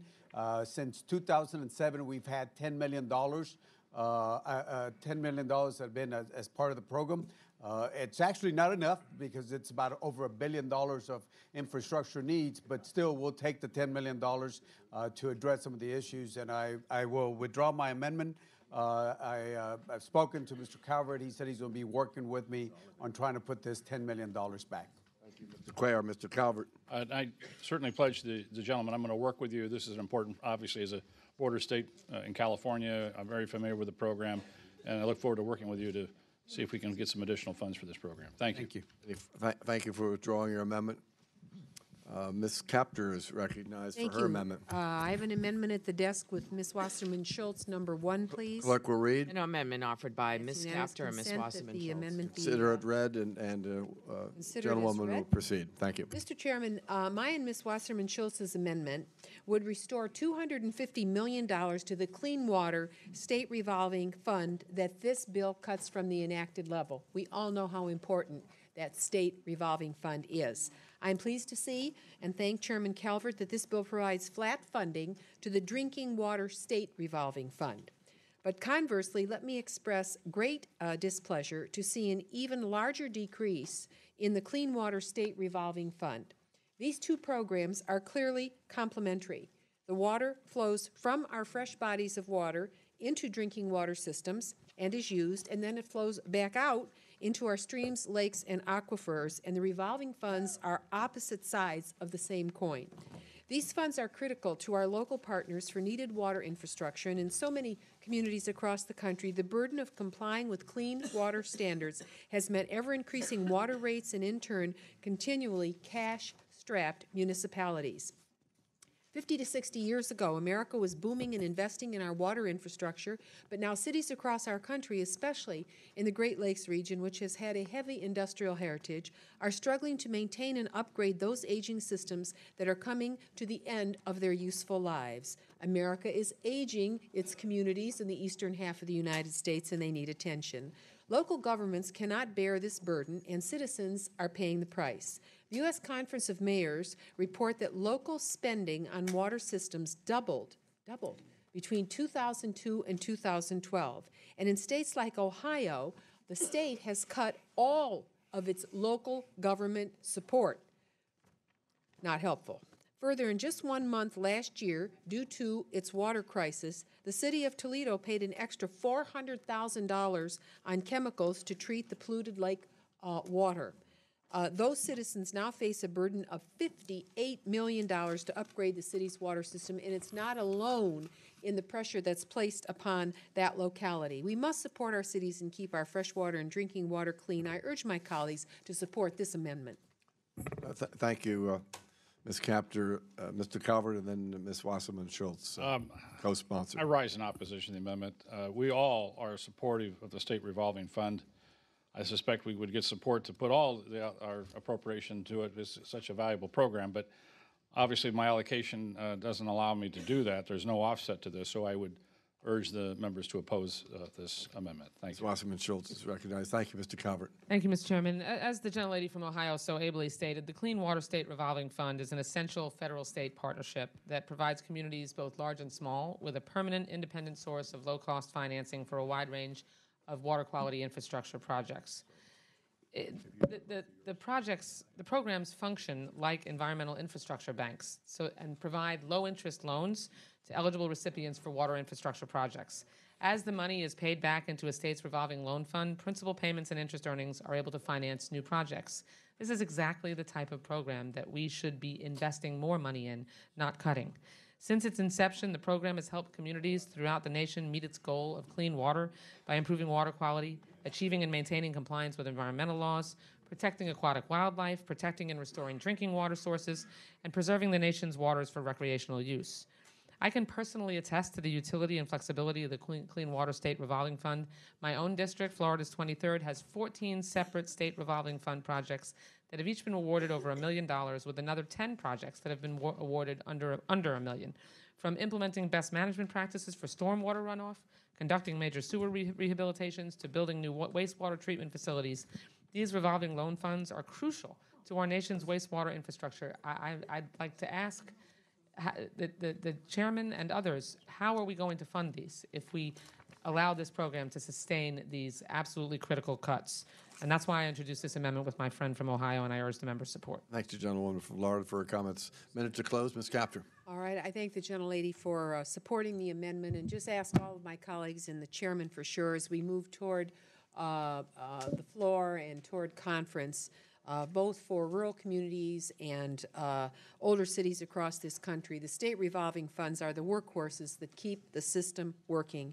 And for that reason, I urge my colleagues to vote yes to support clean water for all of America. Thanks, The Ms. state Capter. revolving The funds. question is I yield on the back my time. gentlewoman's amendment. All those in favor say aye. Aye. All those opposed say nay. In the opinion of the chair, the nays have, and the amendment's not agreed to. Further amendments, requisite number. The clerk will call the roll. Mr. Adderholt. Mr. Adderholt, no. Mr. Aguilar. Mr. Aguilar, aye. Mr. Amadei. Mr. Bishop. Mr. Calvert. No. Mr. Calvert, no. Mr. Carter. No. Mr. Carter, no. Mr. Cartwright. Mr. Cartwright, aye. Ms. Clark. Ms. Clark, aye. Mr. Cole. Mr. Cole, no. Mr. Cuellar. Mr. Cuellar, aye. Mr. Culberson. Mr. Culberson, no. Mr. Loro. Mr. Loro, aye. Mr. Dent. Mr. Dent, no. Mr. Diaz-Balart. Mr. Diaz-Balart, no. Mr. Fleischman. Mr. Fleischman, no. Mr. Fortenberry. Mr. Fortenberry, no. Mr. Frelinghuysen. No. Mr. Frelinghuysen, no. Ms. Granger. Mr. Graves. Mr. Graves, no. Dr. Harris. Dr. Harris, no. Ms. Herrera-Butler. Ms. Herrera-Butler, no. Mr. Jenkins. Mr. Jenkins, no. Mr. Joyce. Mr. Joyce, no. Ms. Capter. Yes. Ms. Capter, yes. Mr. Kilmer. Mr. Kilmer, aye. Ms. Lee. Ms. Lee, aye. Mrs. Lowy. Mrs. Lowy, aye. Ms. McCollum. Ms. McCollum, aye. Ms. Meng. Ms. Meng, aye. Mr. Molinar. Mr. Molinar, no. Mr. Newhouse. Mr. Newhouse, no. Mr. Palazzo. Mr. Palazzo, no. Ms. Pingree. Ms. Pingree, aye. Mr. Pocan. Mr. Pocan, aye. Mr. Price. Mr. Price, aye. Mr. Quigley. Mrs. Roby. Mrs. Roby, no. Mr. Rogers. Mr. Rogers, no. Mr. Rooney. Mr. Rooney, no. Ms. Roybal Allard. Aye. Ms. Roybal Allard, aye. Mr. Ruppersberger. Mr. Ruppersberger, yes. Mr. Ryan. Mr. Ryan, aye. Mr. Serrano. Mr. Serrano, aye. Mr. Simpson. Mr. Simpson, no. Mr. Stewart. Mr. Stewart, no. Mr. Taylor. Mr. Taylor, no. Mr. Valadeo. Mr. Valadeo, no. Mr. Visklowski. Ms. Wasserman Schultz. Ms. Wasserman Schultz, aye. Mr. Womack. Mr. Womack, no. Mr. Yoder. Mr. Yoder, no. Mr. Young. Mr. Young, no. Other members who wish to record their vote. Mr. Visklowski. Mr. Visklowski recorded yes. Mr. Amadei. Mr. Amadei recorded as a no. Anyone further or want to change their vote? If not, the clerk will tally.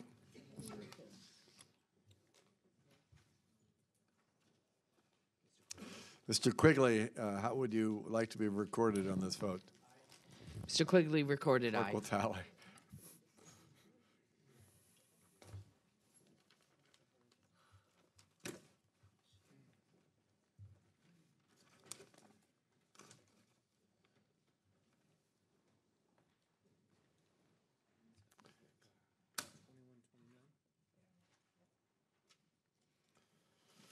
On this vote, the ayes are 21, the nays are 29. The amendment's not agreed to. Mr. Cartwright, you're recognized. Chairman, I have an amendment at the desk. The clerk will Cartwright, read, two. consider it read, and the gentleman's recognized for 3 minutes.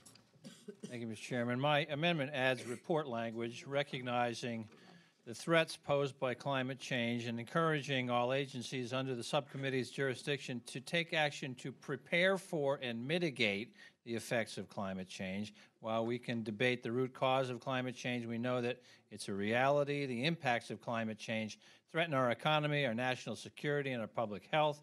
The magnitude of the potential economic effects of climate change on our economy is staggering. Everyone will feel the effects.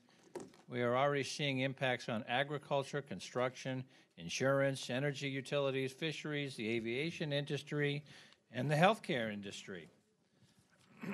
In the past 7 years, extreme weather events have resulted in over 1,700 fatalities and $316 billion in economic losses. The first 6 months of 2017 alone, extreme weather has resulted in 57 fatalities and $16 billion in damage. Climate change means that these extreme weather events are becoming more prevalent and severe. Climate change also poses a threat to our national security. According to a DoD report, extreme weather, the kind that is increasing with climate change, threatens our 550,000 defense facilities and 28 million acres of DoD land with a replacement value of nearly $850 billion. Unfortunately, Mr. Pruitt and the President have pulled out of the Paris Agreement and have made clear that they don't believe the settled science of climate change. The very agencies that should be at the tip of the spear in combating this existential threat are instead dismantling our modest accomplishments and enraging the world as the United States shrinks from our responsibility and our worldwide leadership position on the issue. The issue is beyond partisanship. It's about responding to our current situation with grace and action. This committee ought to send a message to the agencies that they should take reasonable and consensus-based steps to combat the effects of climate change. Yield back. I thank the gentleman, Mr. Cartwright, for his comments. Chairman Calvert. I rise in opposition to the gentleman's amendment. I understand the gentleman has concerns about the consequences of climate change, as do I. But I don't want to give a blank check, as this amendment would do, to allow agencies to spend whatever they want on climate change. We can't allow that. We need to have the Appropriations Committee make that determination of how monies are going to be spent, if and how much.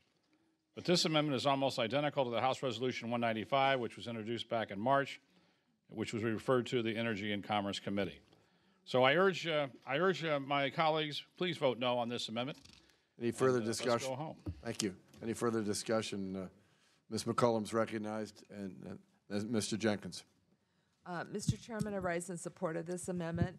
This language outlines the committee's awareness of the consequences of climate change. Climate change is real and is happening now, and the only question is, what are we going to do to prevent its worst effects? There will be costly and economically environmental burdens and significant national security implications if we do not work together across the aisle to meet this challenge head on. So frankly, I don't think this amendment goes far enough, but I believe it's a good first step, and I thank the gentleman for offering it, and I strongly urge my colleagues to support it. Thank you, Ms. McCollum. Mr. Jenkins is recognized for 3 minutes. Thank you, Mr. Chairman. Thank you, the chair of the subcommittee, for your opposition to this. Ladies and gentlemen, I want to stand up here and speak on behalf of the West Virginians who have suffered under 8 years of the war on coal. The actions of the last administration cost us tens of thousands of good jobs, of coal jobs, and literally devastated our way of life in West Virginia. For every coal job lost, we also lost other jobs in manufacturing, retail, service. Throughout our economy, we lost many jobs. Coal jobs are good jobs. They put food on the table and they pay for people's bills. The severance taxes paid by coal keeps our schools open and pays for the police and the firefighters. What this amendment aims to do is to continue the regulatory assault on these jobs, and as just represented, they think it ought to go even further. To continue the policies of the last 8 years that bit by bit, rule by rule, regulation by regulation, put West Virginians out of work. This committee has already voted out bills that support American jobs and invest in fossil fuel industries. We voted just last week to fund the National Energy Technology Laboratory, which employs 600 workers in Morgantown, West Virginia, and in similar sites across the nation to develop new technologies to use clean coal and natural gas. We need to do more to support efforts like the NETL that develop ways for us to put our resources to work for us. After 8 years of damage, We are just starting to turn things around for our nation's miners and energy workers. We cannot fall back on the flawed policies of the last 8 years that put radical environmental policies first. Miners are starting to reopen, and folks are going back to work. Let's not turn our back on them now, and let's oppose this amendment. Okay, thank you, Mr. Jenkins. Mr. Quigley has risen. You know, To recognize you for 3 minutes. And I appreciate that. And I think the truth sometimes isn't just an inconvenient truth, it's painful. The fact of the matter is, President Obama was not the problem the coal industry faced. It's natural gas. You can subsidize coal at almost twice the amount you pay for it right now, and it still can't compete with natural gas. And the fact is, we can sympathize, as we must, with those who have lost work in the coal industry. But it's not because of regulations. It's not because of rules or President Obama. Those jobs are now being dwarfed by jobs in the renewable energy sector. The world has changed before you. And before we blame everybody else for what's taking place, let's look at the coal industry leaders and what they've done. They don't like regulations involving coal because it costs them money. But those regulations have saved lives. And when we push back the other way, it costs lives, and it costs environmental disasters that have taken place in the coal industry in the same period of time. So, and you can also analyze how many of those jobs have been lost to automation, how many times the coal industry leaders have decided to take off the tops of mountaintops and leave that degradation. Oh, we don't want the regulation there to have to restore any of these things. So it is really easy to pick somebody to blame for the problems of the coal industry, but it is the markets that my Republican colleagues have supported for so long which have impacted that industry. And the best we can do is make sure we don't cut the funding to help those who have been hurt by that industry and that economic shift that has taken place. Otherwise, if you want to deny climate change, there are roads you can stand on and close your eyes and say, there are no trucks, there are no trucks. It's going to hit us, folks. Okay, thank you, Mr. Cartwright. Mr. Kilmer. Thank you, Chairman. I'll just speak briefly on this. I think it's worth looking at what the amendment says. You know, it suggests that we create economically viable solutions to address climate change and to mitigate for the impacts of climate change. You know, I have to tell you, I'm sensitive to the economic concerns. I'm also sensitive to the economic concerns of folks who are dealing with climate change. I represent coastal communities and coastal tribes that are feeling the impacts of climate change. I have 4 coastal tribes in my region that, as we sit here today, are in the process of trying to move to higher ground. I represent forests. We had one of the most severe forest fire seasons in years. We had a forest fire that burned for months in the rainforest. Our timber industry wants to see us mitigate these impacts. I have 3,200 people in Western Washington whose livelihoods are tied to shellfish growing that are seeing changing ocean chemistry affect their ability to put food on their table. So I think this is a well-thought-through amendment for our environment and for our economy, and I urge support of it. Thank you, Mr. Kilmer. Mr. Amade is recognized for 3 minutes or less. Thank you, Mr. Chairman. We'll do less. First of all, I supported the resolution that went to the E&C, and I'm probably with you more than anything else on this. But I got to tell you, when I look at language on lines 10 through 14, which encourages agencies with broad stakeholder support to study and address blah, blah, blah, blah, blah, that's our job. And I have no more appetite for asking the last administration to do this than I would suspect many people in this room want this administration to do that. This is our job. And so let's have that fight. It's in the right committee. If they don't do it, then we might legislate on an appropriations bill. Thank you. Good evening, and I yield back. Thank you, Mr. Amade. Mr. Cartwright, a precious minute for you. Thank you, Chairman. To close. Eisen. Climate change is a threat to our economic well-being. No matter how you think it was caused, it's happening. We have a chance today to encourage the agencies under this subcommittee's jurisdiction to take the necessary steps to prepare for and mitigate the effects of climate change. And I agree with the ranking member McCollum that this is mild. There's no money attached to this. It is encouraging the agencies to take reasonable steps properly to husband the assets of the agency and the things under their purview. In fact, this mirrors a bill that I introduced called the Prepare Act that got a very favorable write-up in a column in the National Review. This is a conservative viewpoint, taking care of and preparing for the effects of climate change. And it just encourages agencies to plan for and mitigate those changes. With that, Thank you, Mr. Cartwright. Questions on the Cartwright amendment? All those in favor say aye. Aye. All those opposed say nay. In the opinion of the chair, the nays have it, and the amendment's not agreed to. Sufficient number, the clerk will call the roll. Mr. Adderholt. Mr. Adderholt, no. Mr. Aguilar. Mr. Aguilar, aye. Mr. Amadei. Mr. Amadei, no. Mr. Bishop. Mr. Calvert. No. Mr. Calvert, no. Mr. Carter. Mr. Carter, no. Mr. Cartwright. Mr. Cartwright, aye. Ms. Clark. Ms. Clark, aye. Mr. Cole. Mr. Cole, no. Mr. Cuellar. Mr. Cuellar, aye. Mr. Culberson. Mr. Culberson, no. Ms. DeLauro. Ms. DeLauro, aye. Mr. Dent. Mr. Dent, no. Mr. Diaz-Balart. Mr. Diaz-Balart, no. Mr. Fleischman. Mr. Fleischman, no. Mr. Fortenberry. Mr. Fortenberry, no. Mr. Frelinghuysen. Mr. Frelinghuysen, no. Ms. Granger. Mr. Graves. Mr. Graves, no. Dr. Harris. Dr. Harris, no. Ms. Herrera-Butler. Ms. Herrera-Butler, no. Mr. Jenkins. Mr. Jenkins, no. Mr. Joyce. Mr. Joyce, no. Ms. Captor. Aye. Ms. Captor, aye. Mr. Kilmer. Mr. Kilmer, aye. Ms. Lee. Ms. Lee, aye. Mrs. Lowy. Aye. Mrs. Lowy, aye. Ms. McCollum. Aye. Ms. McCollum, aye. Ms. Meng. Ms. Meng, aye. Mr. Molinar. Mr. Molinar, no. Mr. Newhouse. Mr. Newhouse, no. Mr. Palazzo. Mr. Palazzo, no. Ms. Pingree. Ms. Pingree. Ms. Pingree, aye. Mr. Pocan. Mr. Pocan, aye. Mr. Price. Mr. Price, aye. Mr. Quigley. Mr. Quigley, aye. Mrs. Roby.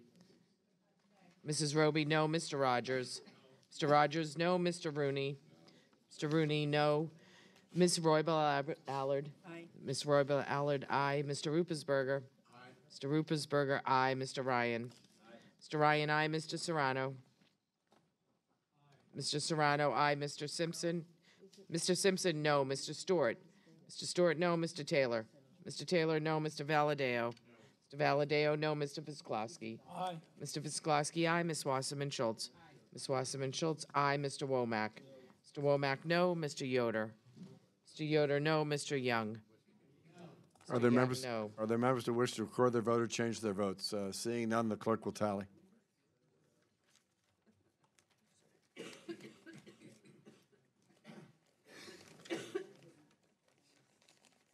Two more amendments after this. Two. Wasn't going to put up this sign. Might say it's victory, but okay. Ms. Pingree or Ms. Wasserman Schultz, you've got to decide between yourselves here, please. Okay. On this vote, the ayes are 21, the nays are 29, and the amendment's not agreed to. Ms. Pingree is recognized.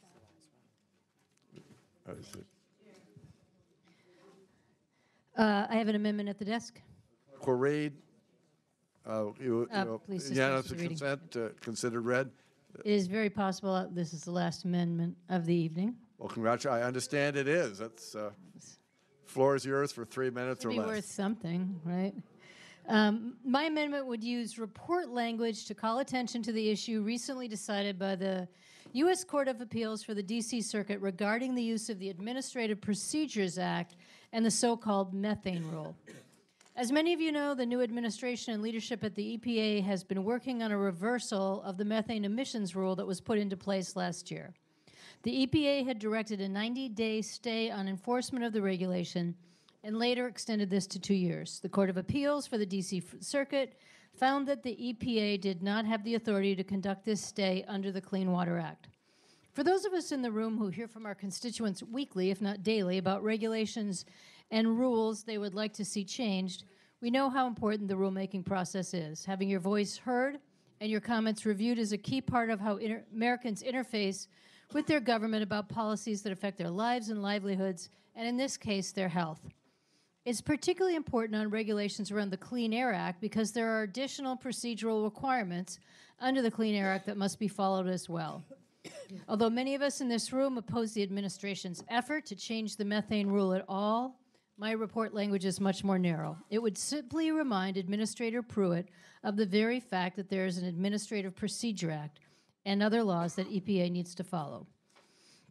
What we can do in this report is call attention to the fact that we all believe in the rulemaking process and that EPA needs to do so as well. But, Mr. Chair, I will withdraw this amendment Well, thank you, Ms. Pingree. in the interest of working with the chair and to be a hero to everyone in the room. And Mr. Calvert will withdraw any comments he might make. And I'm hoping that Mr. Calvert and I can work together to ensure that we continue to use our oversight and authority of the committee to monitor this issue at the EPA. Well, thank you, Mr. Calvert and Ms. Pingree. Thank you so much. Thank you. Are there any further amendments? If not, the gentleman from Kentucky is recognized for a motion. Mr. Chairman, I move to favorably report the Interior Appropriations Bill for fiscal year 2018. Okay, the question's on the motion. All those in favor say aye. All those opposed say nay. No. Opinion of the chair, the ayes have it. The motion, the bill is passed. Yes. Yes. For 3 days, and you'll have a vote. Would you like a vote? Vote. A roll call, recorded vote. Mr. Adderholt. Call the roll. Mr. Adderholt, aye. Mr. Aguilar. Mr. Aguilar, no. Mr. Amadei. Mr. Amadei, yes. Mr. Bishop. Mr. Calvert. Mr. Calvert, aye. Mr. Carter. Mr. Carter, aye. Mr. Cartwright. Mr. Cartwright, nay. Ms. Clark. Ms. Clark, nay. Mr. Cole. Mr. Cole, aye. Mr. Cuellar. Mr. Cuellar. Listen up. Your name's being called for the roll. Mr. Mr. Cuellar, aye. Mr. Culberson. Mr. Culberson, aye. Ms. DeLauro. Ms. DeLauro, no. Mr. Dent. Mr. Dent, aye. Mr. Diaz-Balart. Mr. Diaz-Balart, aye. Mr. Fleischman. Mr. Fleischman, aye. Mr. Fortenberry. Mr. Fortenberry, yes. Mr. Frelinghuysen. Yes. Mr. Frelinghuysen, yes. Ms. Granger. Mr. Graves. Mr. Graves, aye. Dr. Harris. Dr. Harris, aye. Ms. Herrera-Butler. Ms. Herrera-Butler. Ms. Herrera-Butler, yes. Mr. Jenkins. Mr. Jenkins, yes. Mr. Joyce. Mr. Joyce, yes. Ms. Capter.